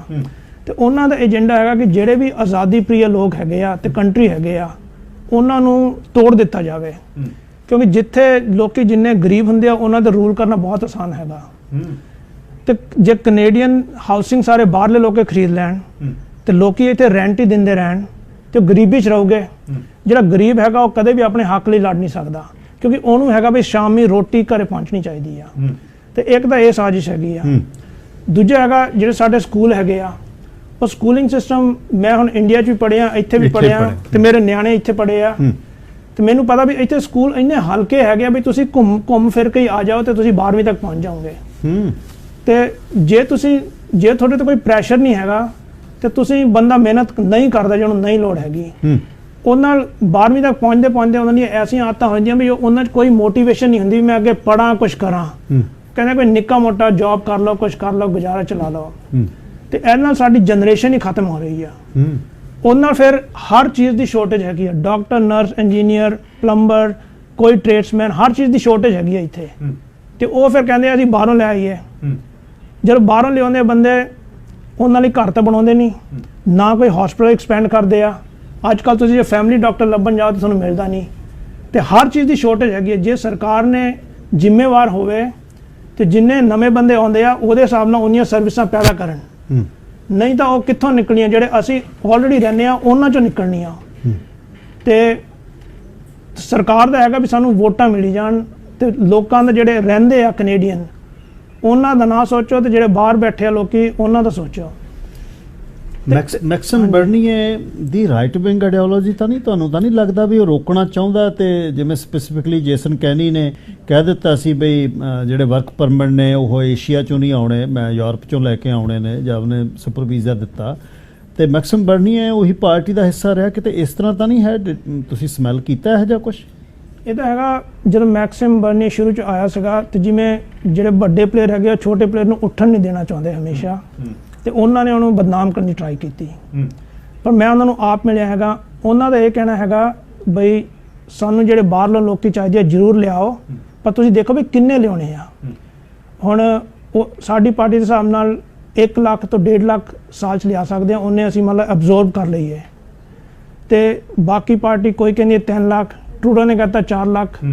ਉਹਨਾਂ ਦੀ ਕੋਈ ਕੈਲਕੂਲੇਸ਼ਨ ਨਹੀਂ ਹੈਗੀ ਵੀ ਕਿੰਨੇ ਠੀਕ ਕਿੰਨੇ ਗਲਤ। ਉਹਨਾਂ ਨੇ ਹੈਗਾ ਜੇ ਫਲਾਣੇ ਨੇ 3 ਕਹਿਤਾ ਤੇ ਮੈਂ 4 ਲੱਖ ਕਹਿਤਾ। ਹੁਣ ਜੇ ਸਾਡੀ ਪਾਰਟੀ ਕਹਦੇ 5 ਲੱਖ, ਉਹਨੇ ਕਹਿਣਾ 8 ਲੱਖ, ਕਿਸੇ ਨੇ 10 ਲੱਖ, ਤੇ ਉਹਦਾ ਮਤਲਬ ਕੀ ਹੈਗਾ? ਮਤਲਬ ਇਹ ਹੈਗਾ ਵੀ ਤੁਸੀਂ ਤੁਹਾਡੇ ਹਰ ਚੀਜ਼ ਦੀ ਇੱਥੇ ਸ਼ੋਰਟੇਜ ਹੈਗੀ ਆ, ਤੇ ਤੁਸੀਂ ਜਾਂ ਤਾਂ ਉਹ ਬਣਾਓ, ਤੇ ਜੇ ਤੁਸੀਂ ਨਹੀਂ ਲਿਆ ਸਕਦੇ ਤੁਸੀਂ ਵੋਟਾਂ ਇੱਥੇ ਭਰੀ ਜਾਓ, ਤੇ ਉਹਦਾ ਤਾਂ ਕੋਈ ਫਾਇਦਾ ਨਹੀਂ ਹੈਗਾ। ਪਰ ਬਰਿੰਗ ਸਾਹਿਬ, ਜਿਹੜਾ ਹੁਣ ਇੰਨੀ ਅਸੀਂ ਸਫ਼ਰ ਤੈਅ ਕਰ ਲਿਆ ਕਨਫੈਡਰੇਸ਼ਨ ਤੋਂ ਬਾਅਦ, ਚੀਜ਼ਾਂ ਸੈਟਅਪ ਹੋ ਗਈਆਂ, ਹਾਂਜੀ, ਤੇ ਉਹਨੂੰ ਦੁਬਾਰਾ ਹੁਣ ਰੀਰਾਈਟ ਕਿਵੇਂ ਕਰੋਗੇ? ਤੁਸੀਂ ਸੌਫਟਵੇਅਰ ਡਿਵੈਲਪਰ ਹੋ, ਰਾਈਟ ਕਰਦੇ ਹੋ, ਸੌਫਟਵੇਅਰ ਬਣਾਉਂਦੇ ਹੋ, ਇਹ ਚੀਜ਼ ਬਣਾ ਦਿੰਦੇ ਹੋ, ਤੇ ਉਹਨੂੰ ਦੁਬਾਰਾ ਢਾਹ ਕੇ ਕਿਵੇਂ ਬਣਾਓਗੇ? ਇਹ ਤਾਂ ਜ਼ੀਰੋ ਤੋਂ ਸਟਾਰਟ ਕਰਨਾ ਕੈਨੇਡਾ ਦਾ ਬਹੁਤ ਔਖਾ ਕੰਮ ਹੈ। ਇਹ ਗੱਲ ਤਾਂ ਤੁਹਾਡੀ ਠੀਕ ਹੈਗੀ ਹੈ। ਮਤਲਬ ਕਿਸੇ ਚੀਜ਼ ਨੂੰ ਬਿਲਕੁਲ ਤੋੜ ਕੇ ਬਣਾਉਣਾ ਤਾਂ ਬਹੁਤ ਔਖਾ। ਉਹ ਤਾਂ ਮਤਲਬ ਜਿਵੇਂ ਕ੍ਰਾਂਤੀ ਹੁੰਦੀ ਆ ਤੇ ਉਦੋਂ ਇਦਾਂ ਹੁੰਦਾ, ਉਦਾਂ ਤਾਂ ਅਸੀਂ ਕ੍ਰਾਂਤੀ ਦੀ ਸਿਚੁਏਸ਼ਨ ਤੇ ਕੁਛ ਪਹੁੰਚ ਗਏ ਆ। ਕਿਉਂਕਿ ਮੈਂ ਤੁਹਾਨੂੰ ਇੱਕ ਹੋਰ ਗੱਲ ਦੱਸਾਂ, ਜਿਹੜਾ ਸਾਡਾ ਸਕੂਲਿੰਗ ਸਿਸਟਮ ਹੈਗਾ ਜੀ, ਇਹਦੇ ਸਿਰਫ ਪੜ੍ਹਾਈ ਦੀ ਤਾਂ ਗੱਲ ਇੱਕ ਹੈਗੀ ਆ, ਪੜ੍ਹਾਈ ਤਾਂ ਮਤਲਬ ਘੱਟ ਹੀ ਕਰਾਉਂਦੇ ਹੈਗੇ ਆ। ਤੇ ਹੁਣ ਇਹ ਨਿਆਣਿਆਂ ਨੂੰ ਸੈਕਸ ਐਜੂਕੇਸ਼ਨ ਦਿੰਦੇ ਆ। ਜੇ ਪਹਿਲਾਂ ਇਹਨਾਂ ਨੇ 12ਵੀਂ ਤੋਂ ਸ਼ੁਰੂ ਕੀਤੀ ਸੀ, ਹੁਣ ਪਹਿਲੀ ਗ੍ਰੇਡ ਤੱਕ ਪਹੁੰਚ ਗਿਆ। ਪਹਿਲੀ ਗ੍ਰੇਡ ਵਾਲਿਆਂ ਨੂੰ ਇਹ ਦੱਸਣਾ ਚਾਹੁੰਦੇ ਆ ਬਈ ਸਿਰਫ ਮੁੰਡਾ ਕੁੜੀ ਬਣ ਸਕਦਾ, ਕੁੜੀ ਮੁੰਡਾ ਬਣ ਸਕਦੀ ਆ। ਤੇ ਉਹਨਾਂ ਨੂੰ ਮਤਲਬ ਛੋਟੇ ਛੋਟੇ ਨਿਆਣਿਆਂ ਨੇ ਉਹਨਾਂ ਦੇ ਦਿਮਾਗ 'ਚ ਪਾ ਦਿੰਦੇ ਆ, ਤਾਂ ਕਿ ਵੱਡੇ ਹੁੰਦੇ ਉਹ ਐਸੇ ਕਨਫਿਊਜ਼ਨ ਰਹਿਣ। ਤੇ ਇਹਦਾ ਕਾਰਨ ਇਹ ਹੈਗਾ ਵੀ ਉਹ ਚਾਹੁੰਦੇ ਆ ਵੀ ਫੈਮਿਲੀ ਤੋੜਨ। ਸੋ ਇਵੈਂਚੁਅਲੀ ਸੈਕਸ ਵੀ ਨਾ ਲਿਖੋ, ਮੇਲ ਫੀਮੇਲ ਨਾ ਲਿਖੋ, ਉਹ ਵੀ ਪਾਰਟ ਆ ਉਹਦਾ, ਉਹ ਵੀ ਉਹਦਾ ਪਾਰਟ ਹੈਗਾ। ਇੱਕ ਹੈਗਾ ਤੁਹਾਨੂੰ ਫੈਮਿਲੀ ਵੈਲਿਊਜ਼ ਗਈਆਂ, ਤੁਹਾਡਾ ਰਿਲੀਜਨ ਗਿਆ, ਤਾਂ ਕਿ ਤੁਹਾਨੂੰ ਕੁਝ ਪਤਾ ਨਹੀਂ ਲੱਗਿਆ ਅਸੀਂ ਕਰੀਏ ਕੀ। ਤੀਜਾ, ਤੁਹਾਡੇ ਘਰਾਂ ਦੀ ਵਜ੍ਹਾ ਨਾਲ ਤੁਹਾਨੂੰ ਇੰਨਾ ਗਰੀਬ ਕਰ ਦਿੱਤਾ ਗਿਆ ਵੀ ਤੁਸੀਂ ਮੰਨ ਲਓ ਕੁਝ ਸੋਚ ਹੀ ਨਹੀਂ ਸਕਦੇ ਆਪਣੇ ਹੱਕਾਂ ਲਈ। ਤੀਜਾ ਹੈਗਾ ਕੋਵਿਡ ਦੇ ਬਹਾਨੇ ਪਾਸਪੋਰਟ ਸ਼ੁਰੂ ਕਰ ਦਿਓ। ਪਾਸਪੋਰਟ ਸਿਰਫ ਬਾਹਰ ਜਾਣ ਲਈ ਹੁੰਦੇ ਆ। ਆਪਣੀ ਕੰਟਰੀ ਜੇ ਤੁਸੀਂ ਕਹੋ ਪਾਸਪੋਰਟ ਲੈ ਕੇ ਤੁਸੀਂ ਇੱਥੇ ਜਾ ਸਕਦੇ ਆ, ਇਹਦਾ ਮਤਲਬ ਤੁਸੀਂ ਲੋਕਾਂ ਦੇ ਹੱਕ ਲੈ ਲਏ। ਹੁਣ ਸਰਕਾਰ ਕਹਿੰਦੀ ਆ ਵੀ ਜਿੰਨੀ ਅਸੀਂ ਲੀਜ਼ ਤੁਹਾਨੂੰ ਪੱਟਾ ਲੰਬਾ ਕਰੀਏ ਓਨਾ ਹੀ ਤੁਸੀਂ ਜਾ ਸਕਦੇ ਆ, ਜਦੋਂ ਅਸੀਂ ਖਿੱਚ ਲਈਏ ਉਦੋਂ ਖਿੱਚ ਲਈਏ। ਇਹ ਉਹ ਤਾਕਤਾਂ ਚਾਹੁੰਦੇ ਹੈਗੇ ਆ, ਤੇ ਇਹ ਸਾਰੀਆਂ ਥੀਮਾਂ ਇਕੱਠੀਆਂ ਹੀ ਜੁੜੀਆਂ ਹੋਈਆਂ ਜੇ ਤੁਸੀਂ ਸੋਚੋ ਤੇ। ਰੈਵੋਲੂਸ਼ਨ ਆਉਣਾ ਨਹੀਂ, ਕਿਊਬਾ ਤਾਂ ਹੈ ਨਹੀਂ ਇਹ। ਨਹੀਂ, ਮਤਲਬ ਰੈਵੋਲੂਸ਼ਨ ਦੇ ਕਈ ਮਤਲਬ ਹੁੰਦੇ ਆ। ਹੁਣ ਜਿਵੇਂ ਭਗਤ ਸਿੰਘ ਨੇ ਵੀ ਰੈਵੋਲੂਸ਼ਨ ਕੀਤੀ ਸੀ ਆਪਣੇ ਵੱਲੋਂ, ਉਹ ਕੀਤੀ ਸੀ, ਉਹ ਵੀ ਆਪਣੇ ਹੱਕਾਂ ਲਈ ਕੀਤੀ ਸੀ ਵੀ ਸਾਨੂੰ ਸੈਕੰਡ ਕਲਾਸ ਸਿਟੀਜ਼ਨ ਸਮਝਦੇ ਆ। ਤੇ ਇੱਥੇ ਇਦਾਂ ਹੋ ਰਿਹਾ ਹੈਗਾ ਸਾਡੀਆਂ ਅੱਖਾਂ ਦੇ ਸਾਹਮਣੇ। ਹੁਣ ਤੁਸੀਂ ਇਹ ਸੋਚੋ, ਇੰਡੀਆ ਜਦੋਂ ਕੋਈ ਬੰਦਾ ਰੋਡ ਕ੍ਰਾਸ ਕਰਦਾ ਤੇ ਜੇ ਕਾਰ ਆਵੇ ਤੇ ਬੰਦੇ ਨੂੰ ਆਪਣੀ ਜਾਨ ਬਚਾਉਣੀ ਪੈਂਦੀ ਆ, ਕਿਉਂਕਿ ਉਹਦਾ ਕੋਈ ਹੱਕ ਨਹੀਂ ਹੈਗਾ। ਇੱਥੇ ਜਦੋਂ ਬੰਦਾ ਕ੍ਰਾਸ ਕਰਦਾ ਤੇ ਕਾਰ ਪਹਿਲਾਂ ਰੁਕਦੀ ਆ, ਬੰਦੇ ਦਾ ਹੱਕ। ਹਾਂਜੀ, ਕਿਉਂਕਿ ਬੰਦੇ ਨੂੰ ਇੱਜ਼ਤ ਦਿੱਤੀ ਹੋਈ ਆ, ਮਾਨ ਬਈ ਬੰਦਾ ਪਹਿਲਾਂ ਤੇ ਪੈਸਾ ਮਗਰੋਂ ਆ। ਬਿਲਕੁਲ। ਤੇ ਅਸੀਂ ਉਹ ਚੇਂਜ ਇੱਥੇ ਹੋ ਰਿਹਾ ਹੈਗਾ ਬਹੁਤ ਫਾਸਟ। ਇੱਥੇ ਹੌਲੀ ਹੌਲੀ ਪੈਸਾ ਵੱਧਦਾ ਜਾ ਰਿਹਾ ਹੈਗਾ ਤੇ ਬੰਦੇ ਦੀ ਇੱਜ਼ਤ ਘਟਦੀ ਜਾ ਰਹੀ ਆ। ਡਰੱਗਸ ਦੇ ਮਾਮਲੇ 'ਚ ਪੀਪਲਜ਼ ਪਾਰਟੀ ਕੀ ਕਹਿੰਦੀ ਹੈ? ਵੀਡ ਜਿਹੜਾ ਲੀਗਲਾਈਜ਼ ਕਰਤਾ, ਮਿਸਟਰ ਟਰੂਡੋ ਬਹੁਤ ਨੂੰ ਉਹ ਪਸੰਦ ਸੀ ਕਿ ਮੈਂ ਲੀਗਲਾਈਜ਼ ਕਰਨਾ ਸੁੱਖਾ, ਤੇ ਭੰਗ ਜਿਹੜੀ ਆ ਲੀਗਲਾਈਜ਼ ਹੋਣੀ ਚਾਹੀਦੀ ਆ, ਮੇਰੀ ਇਹ ਪ੍ਰੈਸਟੀਜ ਹੈ। ਤੇ ਪੀਪਲਜ਼ ਪਾਰਟੀ ਕੀ ਕਹਿੰਦੀ ਹੈ ਡਰੱਗਸ ਐਂਡ ਗੈਂਗਸ ਦੇ ਬਾਰੇ ਤੇ ਨਸ਼ਿਆਂ ਦੇ ਬਾਰੇ? ਪੀਪਲ ਪਾਰਟੀ ਦੇ ਪਲੇਟਫਾਰਮ ਤੇ ਮੈਂ ਇਹਦੇ ਬਾਰੇ ਚ ਕੁਝ ਦੇਖਿਆ ਨਹੀਂ ਹੈਗਾ, ਤੁਸੀਂ ਪਰ ਕੀ ਮੈਂ ਕਹਿੰਦੇ? ਆਪਣਾ ਵਿਚਾਰਾ ਨਹੀਂ ਦੇਣਾ। ਹਾਂ ਇਹ ਤਾਂ ਹੈਗਾ ਜਿਹੜੇ ਡਰੱਗ ਤੇ ਵੀਡ ਸਾਰਾ ਕੁਝ ਹੈਗੇ ਆ, ਇਹ ਵੀ ਹੈਗਾ ਤੇ ਹੋਰ ਕ੍ਰਾਈਮ ਵੀ ਹੈਗੇ ਆ। ਕ੍ਰਾਈਮ ਮਤਲਬ ਜਦੋਂ ਤੋਂ ਬੰਦਾ ਹੈਗਾ ਤਦ ਤੱਕ 5000 ਸਾਲ ਤੱਕ ਕ੍ਰਾਈਮ ਕਦੇ ਹਟਿਆ ਨਹੀਂ ਹੈ, ਨਹੀਂ ਹਟਿਆ। ਯੈਸ, ਉਹਨੂੰ ਤੁਸੀਂ ਕੀ ਕਰਦੇ ਹੋ, ਉਹਨੂੰ ਘਟਾ ਸਕਦੇ ਆ ਤੁਸੀਂ। ਕ੍ਰਾਈਮ ਦਾ ਮੇਨ ਕਾਰਨ ਹੈਗਾ ਬਈ ਸੋਸਾਇਟੀ ਜਿਹੜਾ ਅਨਜਸਟਿਸ ਹੁੰਦਾ ਤੇ ਲੋਕੀ ਉਹਦੇ ਫਿੱਟ ਨਹੀਂ ਹੋ ਸਕਦੇ ਤੇ ਉਹ ਆਪਣਾ ਰਾਹ ਵੱਖਰਾ ਲੱਭ ਲੈਂਦੇ ਆ। ਤੇ ਪਹਿਲੀ ਗੱਲ ਤਾਂ ਹਰ ਬੰਦੇ ਨੂੰ ਬਰਾਬਰ ਦਾ ਮੌਕਾ ਮਿਲੇ ਤੇ ਇਮਾਨਦਾਰੀ ਨਾਲ ਸਿਸਟਮ ਚੱਲੇ, ਉਹਦੇ ਨਾਲ ਕ੍ਰਾਈਮ ਤੁਸੀਂ ਘਟਾ ਸਕਦੇ ਆ। ਤੇ ਦੂਜਾ, ਨਿਆਣਿਆਂ ਨੂੰ ਸਕੂਲੇ ਕੁਝ ਟ੍ਰੇਨਿੰਗ ਤਾਂ ਦਿੱਤੀ ਜਾਂਦੀ ਹੈਗੀ ਆ, ਉੱਤੇ ਵੀ ਜ਼ੋਰ ਰੱਖਣਾ ਚਾਹੀਦਾ। ਤੇ ਕੈਨੇਡਾ 'ਚ ਜਿਹੜੇ ਕ੍ਰਾਈਮ ਦੀ ਸਜ਼ਾ ਹੈਗੀ ਆ ਬਹੁਤ ਘੱਟ ਹੈਗੀ ਆ। ਕਈ ਲੋਕ USA ਤੋਂ ਆ ਕੇ ਇੱਥੇ ਕ੍ਰਾਈਮ ਕਰਦੇ ਕਿਉਂਕਿ ਇੱਥੇ ਜੇ ਡਰੱਗ ਨਾਲ ਫੜੇ ਗਏ 8-10 ਸਾਲ ਸਜ਼ਾ, ਉਹ ਵੀ ਘਟਾ ਕੇ 3-4 ਸਾਲ। ਤੇ USA 'ਚ ਹੈਗਾ ਤੇ ਤੁਹਾਨੂੰ ਉਮਰ ਕੈਦ, ਮਲੇਸ਼ੀਆ 'ਚ ਹੈਗਾ ਤੇ ਸਿੰਗਾਪੁਰ 'ਚ ਡੈਥ ਸੈਂਟੈਂਸ। ਤੇ ਇੱਥੇ ਦੇ ਰੂਲ ਬਹੁਤ ਰਿਲੈਕਸ ਹੈਗੇ ਆ ਤੇ ਇਹ ਵੀ ਇੱਕ ਕਾਰਨ ਹੈਗਾ। ਜਿਹੜੀ ਮਤਲਬ ਤੁਹਾਡੇ ਲੀਡਰ ਨੇ ਉਸ ਇੱਕ ਪਾਰਟੀ ਦੇ ਵਿੱਚ ਉਹਦਾ ਸੈਟਅਪ ਸੀ, ਜਿਹੜੀ ਪਾਰਟੀ ਗਵਰਨਮੈਂਟ ਦੇ ਵਿੱਚ ਸੀ ਤੇ ਜਿਹੜੀ ਪਾਰਟੀ ਫਿਰ ਗਵਰਨਮੈਂਟ 'ਚ ਆ ਸਕਦੀ ਹੈ, ਐਸਟੈਬਲਿਸ਼ਡ ਪਾਰਟੀ ਹੈ, ਕੰਜ਼ਰਵੇਟਿਵ ਪਾਰਟੀ। ਹੁਣ ਜਿੱਥੋਂ ਉਹਨੇ ਸ਼ੁਰੂ ਕੀਤਾ 5-6% ਦੀ ਪੋਲ ਹੈ, ਸੋ ਉਹ ਆਪਣੀ ਲਾਈਫ ਦੇ ਵਿੱਚ ਕਿੱਥੇ ਪਹੁੰਚੂਗਾ ਫਿਰ, ਉਹ ਕੀ ਵਿਜ਼ਨ ਹੈ? ਹਾਂਜੀ, ਇੱਦਾਂ ਹੈਗਾ ਮੇਰੇ ਖਿਆਲ 5-6 ਦੀ ਜਗ੍ਹਾ ਇਸ ਵੇਲੇ ਘੱਟੋ ਘੱਟ 10-12% ਐਕਚੁਅਲ ਹੈਗੀ ਹੈ। ਓਕੇ, ਠੀਕ ਹੈ। ਤੇ ਉਹ ਜ਼ਿਆਦਾ ਵੀ ਹੋ ਸਕਦੇ ਕਿਉਂਕਿ ਮੀਡੀਆ ਨਹੀਂ ਦੱਸਦਾ। ਹਾਂਜੀ, ਮੀਡੀਆ ਨਹੀਂ ਦੱਸਦਾ ਤੇ ਲੋਕਾਂ ਨੂੰ ਦੱਬਿਆ ਹੋਇਆ, ਮਤਲਬ ਉਹਨਾਂ ਨੂੰ ਡੀਮੋਨਾਈਜ਼ ਕੀਤਾ। ਜੇ ਤੁਸੀਂ ਵੈਕਸੀਨ ਨਹੀਂ ਲੈਣਾ ਚਾਹੁੰਦੇ ਤੇ ਤੁਸੀਂ ਮੰਨ ਲਓ ਸਾਰਿਆਂ ਨੂੰ ਮਾਰਨਾ ਚਾਹੁੰਦੇ ਆ, ਇਦਾਂ ਦੀਆਂ ਗੱਲਾਂ ਕਰ ਕਰਕੇ ਉਹਨਾਂ ਨੂੰ ਪ੍ਰੈਸ਼ਰ ਪਾਇਆ। ਬਥੇਰੇ ਲੋਕੀ ਹੈਗੇ ਇਸ ਵੇਲੇ, ਨਰਸਾਂ ਹੈਗੀਆਂ, ਉਹਨਾਂ ਨੂੰ ਕਹਿੰਦੇ ਤੁਸੀਂ ਵੈਕਸੀਨ ਨਹੀਂ ਲੈਣਾ ਤੇ ਤੁਹਾਡੀ ਜੌਬ ਫਿਨਿਸ਼, ਡੈਡਲਾਈਨਾਂ ਦਿੱਤੀਆਂ ਹੋਈਆਂ। ਤੇ ਮੈਂ ਕੈਂਪੇਨ ਤੇ ਗਿਆ ਸੀਗਾ ਤੇ ਮੈਨੂੰ ਆਪਣੀ ਲੇਡੀ ਮਿਲੀ, ਉਹ ਹੈਲਥ ਇੰਡਸਟਰੀ 'ਚ ਕੰਮ ਕਰਦੀ ਆ, ਤੇ ਕਹਿੰਦੇ ਵੀ ਸਾਨੂੰ ਮਤਲਬ ਮਿਲਿਆ ਹੋਇਆ ਨੋਟਿਸ, ਜਾਂ ਤੁਸੀਂ ਵੈਕਸੀਨ ਲਾਓ ਜਾਂ ਤੁਹਾਡੀ ਜੌਬ ਗਈ। ਉਹ ਕਹਿੰਦੀ ਮੈਂ ਵੀ ਲੈਣੀ ਨਹੀਂ ਹੈਗੀ, ਅਸੂਲਨ ਗੱਲ ਹੈਗੀ ਆ ਤੇ ਰੱਬ ਰੱਖਾ ਬਾਕੀ। ਮੈਂ ਬਹੁਤ ਲੋਕਾਂ ਨੂੰ ਮਿਲਿਆ ਹੈਗਾ ਜਿਹੜੇ ਉਹਨਾਂ ਨੂੰ ਪਹਿਲੀ ਵੈਕਸੀਨ ਲੈ ਕੇ ਉਹ ਲੱਤਾਂ ਤੇ ਭਾਰ ਹੀ ਨਹੀਂ ਪਾ ਸਕੇ 3 ਹਫ਼ਤੇ। ਕਈ ਲੋਕੀ ਦੂਜੀ ਡੋਜ਼ ਤੋਂ ਬਾਅਦ ਅਕਾਲ ਚਲਾਣਾ ਕਰ ਗਏ ਹੈਗੇ ਆ, ਬੈੱਡ ਤੇ ਬਹਿ ਗਏ ਤੇ ਉੱਠੇ ਹੀ ਨਹੀਂ। ਤੁਸੀਂ ਲਵਾਈ ਹੈ? ਮੈਂ ਉਦਾਂ ਤਾਂ ਇਹ ਪ੍ਰਾਈਵੇਟ ਇਸ਼ੂ ਹੈਗਾ, ਪਰ ਮੈਨੂੰ ਇਹਦੇ ਕੋਈ ਐਸੀ ਗੱਲ ਨਹੀਂ ਹੈਗੀ ਬਈ ਮੈਂ ਨਹੀਂ ਲਵਾਈ। ਅੱਛਾ, ਕੀ ਇਹ ਮਤਲਬ ਤੁਹਾਡਾ ਇਹ ਸਟੈਂਸ ਪਾਰਟੀ ਦਾ ਬਈ ਇਹ ਜਿਹੜੀ ਵੈਕਸੀਨੇਸ਼ਨ ਆ ਇਹਦੇ ਵਿੱਚ ਕੋਈ ਸਾਜ਼ਿਸ਼ ਆ? ਹਾਂਜੀ, ਅੱਛਾ, ਸਾਡਾ ਸਟੈਂਸ ਇਹ ਨਹੀਂ ਹੈਗਾ ਬਈ ਲੋਕੀ ਵੈਕਸੀਨ ਨਾ ਲੈਣ। ਸਾਡਾ ਸਟੈਂਸ ਇਹ ਹੈਗਾ ਬਈ ਤੁਹਾਡੀ ਮਰਜ਼ੀ ਹੈਗੀ ਆ, ਕੋਈ ਜ਼ਬਰਦਸਤੀ ਧੱਕਾ ਨਹੀਂ। ਫਰੀडम ਦਾ ਇਸ਼ੂ ਹੈ, ਵੈਕਸੀਨ ਦਾ ਇਸ਼ੂ ਨਹੀਂ। ਤੁਸੀਂ ਲੈਣਾ ਚਾਹੋ ਰੱਜ ਗੱਜ ਕੇ ਲਾਓ, ਪਰ ਤੁਹਾਨੂੰ ਧਮਕੀਆਂ ਦੇਣ ਬਈ ਤੁਹਾਨੂੰ ਤੁਹਾਡੀ ਨੌਕਰੀ ਚਲੀ ਜਾਊਗੀ, ਜਾਂ ਮੀਡੀਆ ਤੇ ਕਹਿਣ ਬਈ ਲੋਕਾਂ ਨੂੰ ਬਚਾਉਣ ਲਈ ਲਾਓ। ਕਦੇ ਵੀ ਜਿਹੜੀ ਦਵਾਈ ਹੈਗੀ ਆ, ਨੰਬਰ ਕੋਡ ਹੈਗਾ, ਦਵਾਈ ਤੁਸੀਂ ਆਪਣੇ ਲਈ ਲੈਂਦੇ ਆ, ਤੁਸੀਂ ਦੂਜਿਆਂ ਨਾਲ ਨਹੀਂ ਲੈਂਦੇ। ਕਦੇ ਹਿਸਟਰੀ 'ਚ ਇਦਾਂ ਨਹੀਂ ਹੋਇਆ, ਪਰ ਇਹਨਾਂ ਨੇ ਨਵੇਂ ਡਾਇਲੌਗ ਲਿਆਉਣੇ ਸ਼ੁਰੂ ਕਰ ਦਿੱਤੇ। ਉਹ ਸਿਰਫ ਤਾਂ ਬਈ ਮੀਡੀਆ ਇਹਨਾਂ ਦਾ ਹੈਗਾ। ਹੁਣ CBC ਹੈਗੀ ਆ, ਇਹਨਾਂ ਨੂੰ ਗਵਰਨਮੈਂਟ ਦੀ ਏਡ ਮਿਲਦੀ ਆ ਤੇ ਬਾਕੀਆਂ ਨੂੰ ਵੀ ਟਰੂਡੋ ਨੇ ਹੁਣੇ ਪੈਸੇ ਦਿੱਤੇ ਇਲੈਕਸ਼ਨ ਤੋਂ ਪਹਿਲਾਂ। ਉਹਦਾ ਇੱਕੋ ਮਤਲਬ ਹੈਗਾ ਵੀ ਰਿਸ਼ਵਤ। ਤੇ ਇਦਾਂ ਹੀ ਲੋਕਾਂ ਦੇ ਕੰਮ ਧੰਦੇ ਬੰਦ ਕਰਕੇ ਪਹਿਲਾਂ ਤਾਂ ਉਹਨਾਂ ਨੂੰ ਗਰੀਬ ਬਣਾਓ, ਫਿਰ ਉਹਨਾਂ ਨੂੰ ਥੋੜਾ ਬਹੁਤ ਪੈਸੇ ਦੇ ਕੇ ਕਹੋ ਵੀ ਸਰਕਾਰ ਨੇ ਤੁਹਾਨੂੰ ਜਿੰਦਾ ਕੀਤਾ ਹੈਗਾ, ਤੇ ਫਿਰ ਇਲੈਕਸ਼ਨ ਕਾਲ ਕਰ ਦਿਓ ਵੀ ਉਹਨੂੰ ਕੈਸ਼ ਕਰ ਲਓ। ਜਿਵੇਂ ਲੋ ਮੋਰਟਗੇਜ ਰੇਟ ਹੁੰਦਾ ਵੀ ਤੁਸੀਂ ਰੀਨਿਊ ਕਰ ਲਓ, ਉਹਨੂੰ ਕੈਸ਼ ਕਰ ਲਓ। ਬਟਿੰਗ ਸਾਹਿਬ, ਜ਼ਿੰਦਗੀ ਸ਼ੁਰੂ ਕੀਤੀ ਕੁਰੂਕਸ਼ੇਤਰ ਤੋਂ, ਪੜ੍ਹੇ UBC 'ਚ ਆ ਕੇ ਸ਼ੌਕ ਕਰ ਰਹੇ ਹੋ, ਰਨਰ ਹੋ, ਕੈਂਪਰ ਹੋ, ਆਰਚਰ ਹੋ, ਹੰਟਰ ਹੋ। ਹਾਂਜੀ। ਤੇ ਜੇ ਕੋਈ ਤੁਹਾਡੀ ਕੈਲੀਬਰ ਦਾ ਅੱਜ ਉਸੇ ਕੁਰੂਕਸ਼ੇਤਰ ਤੋਂ ਪੜ੍ਹ ਕੇ UBC ਪੜ੍ਹ ਕੇ ਅੱਜ ਜ਼ਿੰਦਗੀ ਸਟਾਰਟ ਕਰੇ, ਕਿਵੇਂ ਡਿਫਰੈਂਟ ਆ? ਹਾਂਜੀ, ਕੁਰੂਕਸ਼ੇਤਰ ਦਾ ਮਤਲਬ ਨਹੀਂ, ਇੱਥੇ ਦੀ ਜ਼ਿੰਦਗੀ ਕਿਵੇਂ ਡਿਫਰੈਂਟ ਹੈ ਅੱਜ ਜੇ ਸਟਾਰਟ ਕਰੇ? ਤੁਸੀਂ 20 ਸਾਲ ਪਹਿਲਾਂ ਸਟਾਰਟ ਕੀਤੀ, ਉਹਦੇ ਲਈ ਕੀ ਇਸ਼ੂਜ਼ ਹੋਣਗੇ? ਅੱਛਾ, ਪਹਿਲਾਂ 20 ਸਾਲ ਪਹਿਲਾਂ ਕੋਈ ਬੰਦਾ $20 ਘੰਟੇ ਦੀ ਜੌਬ ਲੈ ਕੇ ਆਰਾਮ ਨਾਲ ਘਰ ਲੈ ਸਕਦਾ ਸੀ ਤੇ 20 ਸਾਲਾਂ 'ਚ ਮੌਰਟਗੇਜ ਪੂਰੀ ਕਰ ਦਿੱਤੀ। ਬਿਲਕੁਲ 2 ਲੱਖ ਦਾ ਘਰ ਸੀ। ਹਾਂਜੀ, ਹੁਣ ਤੁਹਾਡੀ ਸੈਲਰੀ ਮੇਬੀ 20 ਚੋਂ 25 ਹੋਗੀ, 30 ਹੋਗੀ, ਪਰ ਘਰ 4 ਗੁਣਾ 5 ਗੁਣਾ 6 ਗੁਣਾ ਹੋ ਗਏ ਤੇ ਤੁਸੀਂ ਮੰਨ ਲਓ ਗਰੀਬ ਹੋ ਗਏ। ਅੱਛਾ, ਇਹ ਇੱਕ ਗੱਲ ਹੈਗੀ ਆ। ਦੂਜਾ ਹੈਗਾ, ਸਕੂਲ ਪਹਿਲਾਂ ਇੱਥੇ ਕਾਫੀ ਪੜ੍ਹਾਉਂਦੇ ਸੀ ਮੈਥ ਸਾਇੰਸ, ਹੁਣ ਮੈਥ ਸਾਇੰਸ ਦੀ ਜਗ੍ਹਾ ਉਹ ਤਾਂ ਥੱਲੇ ਹੈਗਾ, ਉਹ ਤਾਂ ਸਾਈਡ ਦੀ ਕੰਮ ਹੋ ਗਿਆ। ਸੈਕਸ ਐਜੂਕੇਸ਼ਨ, ਤੇ ਨਿਆਣਿਆਂ ਨੂੰ ਦੱਸਣਾ ਵੀ ਤੁਸੀਂ ਘੁੱਟੇ ਰਹੋ, ਮੰਨ ਲਓ ਤੁਸੀਂ ਆਪਣੇ ਨੂੰ ਐਕਸਪ੍ਰੈਸ ਨਹੀਂ ਕਰ ਸਕਦੇ ਕਿਉਂਕਿ ਤੁਸੀਂ ਇਹ ਕਹਿ ਸਕਦੇ ਆ, ਇਹ ਨਹੀਂ ਕਹਿ ਸਕਦੇ, ਤੇ ਉਹਨਾਂ ਨੂੰ ਮੰਨ ਲਓ ਘੁੱਟ ਰਹੇ ਉਹਨਾਂ ਦੀ ਆਜ਼ਾਦੀ। ਤੀਜੀ ਗੱਲ ਇੱਕ ਐਗਜ਼ਾਮਪਲ ਦਿੰਦਾ, ਜਦੋਂ ਮੈਂ ਆਇਆ ਸੀਗਾ ਉਦੋਂ ਤੁਸੀਂ ਡਰਾਈਵਰਸ ਟੈਸਟ ਦੇਣਾ ਹੈਗਾ ਤੇ ਤੁਸੀਂ ਦੂਜੇ ਦਿਨ ਬੁਕਿੰਗ ਕਰਕੇ ਡਰਾਈਵਰ ਟੈਸਟ ਦੇ ਦਿਓ। ਹੁਣ ਨਿਆਣਿਆਂ ਨੂੰ 6 ਮਹੀਨੇ ਵੇਟ ਕਰਨੀ ਪੈਂਦੀ ਆ। ਤੇ ਪਹਿਲਾਂ ਸੀਗਾ ਪਹਿਲੇ ਟੈਸਟ ਤੋਂ ਬਾਅਦ ਤੁਹਾਨੂੰ ਪੱਕਾ ਲਾਇਸੈਂਸ ਮਿਲ ਗਿਆ। ਹੁਣ 1 ਸਾਲ ਲਈ L ਲਿਖਣਾ ਪੈਂਦਾ, ਫਿਰ 2 ਸਾਲ ਲਈ N ਲਿਖਣਾ ਪੈਂਦਾ। ਤੇ ਇਹ ਸਾਰੀਆਂ ਮਤਲਬ ਆਜ਼ਾਦੀਆਂ ਸਾਡੇ ਲਾਈਫ ਸਟਾਈਲ ਥੱਲੇ ਜਾ ਰਿਹਾ ਹੈਗਾ। ਇਹ ਫਰਕ ਹੈਗਾ ਜੀ। ਅਖੀਰ ਦੇ ਵਿੱਚ ਕੁਝ ਹੋਰ ਆਪਣੇ ਕੰਸਟੀਚੁਐਂਟਸ ਲਈ ਕਹਿਣਾ ਚਾਹੁੰਦੇ ਫਰੀਦਕੋਟ ਪੋਰਟ ਕੈਲ ਦੇ? ਪਹਿਲੀ ਤਾਂ ਗੱਲ ਸ਼ਾਬਾਸ਼ ਹੈ ਕਰੇਜ ਹੈ, ਸ਼ੁਰੂਆਤ ਕਰਨੀ ਜ਼ਿੰਦਗੀ ਦੇ ਵਿੱਚ, ਕੁਝ ਕਰਨ ਦਾ ਸ਼ੌਕ ਰੱਖਣਾ। ਤੇ ਸਾਰੇ ਜਿੱਤਣ ਲਈ ਆਉਂਦੇ ਆ, ਠੀਕ ਹੈ, ਪਰ ਕੋਈ ਚੀਜ਼ ਸਿਰਜਣੀ, ਇਹ ਬਹੁਤ ਵਧੀਆ ਗੱਲ ਹੈ। ਤੁਸੀਂ ਆਪਣੀ ਜ਼ਿੰਦਗੀ ਦੇ ਤਜਰਬੇ ਦੇ ਵਿੱਚੋਂ ਲੋਕਾਂ ਨੂੰ ਦੇ ਰਹੇ ਹੋ ਵੀ ਆਹ ਚੀਜ਼ਾਂ ਤੁਹਾਡੀਆਂ ਖਤਮ ਹੋ ਰਹੀਆਂ। ਸੋ ਅਖੀਰ ਦੇ ਵਿੱਚ ਕੁਝ ਹੋਰ ਕਹਿਣਾ ਚਾਹੋ? ਹਾਂਜੀ, ਮੈਂ ਇਹ ਕਹਿਣਾ ਚਾਹੁੰਦਾ ਬਈ ਬਾਕੀ ਮੁੱਦੇ ਹੁਣ ਪਿੱਛੇ ਰਹਿ ਕੇ ਵੈਕਸੀਨ ਪਾਸਪੋਰਟ ਦਾ ਸਭ ਤੋਂ ਉੱਤੇ ਆ ਗਿਆ ਹੈਗਾ। ਜਿਹੜੇ ਜਦੋਂ ਅਸੀਂ ਆਜ਼ਾਦੀ ਲੈਣੀ ਬਹੁਤ ਔਖੀ ਹੈਗੀ ਆ, ਪਰ ਅਸੀਂ ਕੀ ਕਰ ਰਹੇ ਹਾਂ, ਅਸੀਂ ਮਿਲੀ ਹੋਈ ਆਜ਼ਾਦੀ ਨੂੰ ਖਵਾ ਰਹੇ ਹਾਂ, ਗਵਾ ਰਹੇ ਹਾਂ, ਕਿਉਂਕਿ ਡਰ ਸਾਨੂੰ ਡਰਾ ਕੇ ਦਿੱਤਾ। ਤੇ ਅਸੀਂ ਆਪਣੇ ਦਿਮਾਗ ਤੋਂ ਸੋਚੀਏ ਕਿਉਂ ਬਈ ਸਾਡੇ ਨਿਆਣੇ ਕੱਲ ਨੂੰ ਇਹ ਨਾ ਕਹਿਣ ਬਈ ਤੁਸੀਂ ਮਤਲਬ ਕਿਹਨੂੰ ਵੋਟ ਦੇ ਕੇ ਤੇ ਸਾਡੇ ਸਾਰੇ ਹੱਕ ਤੁਸੀਂ ਗਵਾ ਦਿੱਤੇ।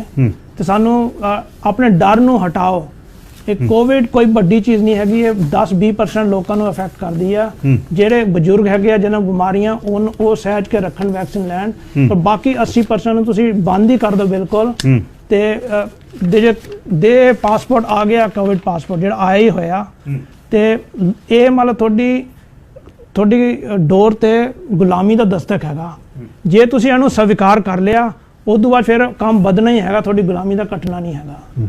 ਤੇ ਇਹ ਮਤਲਬ ਤੇ ਪੀਪਲਸ ਪਾਰਟੀ ਕੱਲੀ ਪਾਰਟੀ ਹੈਗੀ ਆ ਜਿਹੜੀ ਇਹਦੇ ਅਗੇਂਸਟ ਹੈਗੀ ਆ। ਬਾਕੀ ਪਾਰਟੀਆਂ ਜਿਹੜੀਆਂ ਇਹਦੇ ਅਗੇਂਸਟ ਵੀ ਸੀ, ਕੰਜ਼ਰਵੇਟਿਵ, ਹੌਲੀ ਉਹ ਇਹਦੇ ਨਾਲ ਹੋ ਗਈਆਂ। ਇਸ ਵੇਲੇ ਸਾਰੀਆਂ ਪਾਰਟੀਆਂ ਤਕਰੀਬਨ ਇੱਕੋ ਹੀ ਪਲੇਟਫਾਰਮ ਹੈਗਾ, ਤੇ ਉਹ ਮਿੱਠੀਆਂ ਗੱਲਾਂ ਦਾ ਪਲੇਟਫਾਰਮ ਹੈਗਾ, ਉਹਦਾ ਹਕੀਕਤ ਕੋਈ ਲੈਣਾ ਦੇਣਾ ਨਹੀਂ। ਅਸੀਂ ਗੱਲ ਕਰਦੇ ਹਾਂ ਥੋੜੀ ਜਿਹੀ ਕੌੜੀ, ਪਰ ਉਹ ਸੱਚੀ ਗੱਲ ਹੈਗੀ ਆ, ਤੇ ਉਹਦੇ ਨਾਲ ਸਾਡਾ ਕੋਈ ਚੇਂਜ ਹੋਊਗਾ ਲਾਈਫ। ਬਾਕੀ ਨਾਲ ਉਦਾਂ ਦਾ ਉਦਾਂ ਹੀ ਰਹਿਣਾ ਹੈਗਾ। ਸ਼ੁਭ ਸ਼ਾਮਾਂ ਬੜਿੰਗ ਸਾਹਿਬ, ਥੈਂਕ ਯੂ ਜੀ। ਇਹ ਸਨ ਅਮਰਤ ਬੜਿੰਗ, ਫਰੀਦਕੋਟ ਪੋਰਟ ਕੈਲਸ ਤੋਂ ਪੀਪਲਜ਼ ਪਾਰਟੀ ਦੇ ਕੈਂਡੀਡੇਟ। ਤੇ ਤੁਸੀਂ ਵੇਖ ਰਹੇ ਹੋ ਇਲੈਕਸ਼ਨ ਦੈਨ ਸ਼ੇਰੇ ਪੰਜਾਬ ਰੇਡੀਓ ਤੇ ਫੇਸਬੁੱਕ ਲਾਈਵ ਵੇਖ ਰਹੇ ਹੋ, ਤੇ ਅੱਗੇ ਸ਼ੇਅਰ ਕਰਿਓ। ਅਗਲੇ ਕੈਂਡੀਡੇਟ ਨਾਲ ਹੁਣੇ ਵਾਪਸ ਆ ਕੇ ਮਿਲਦੇ ਹਾਂ।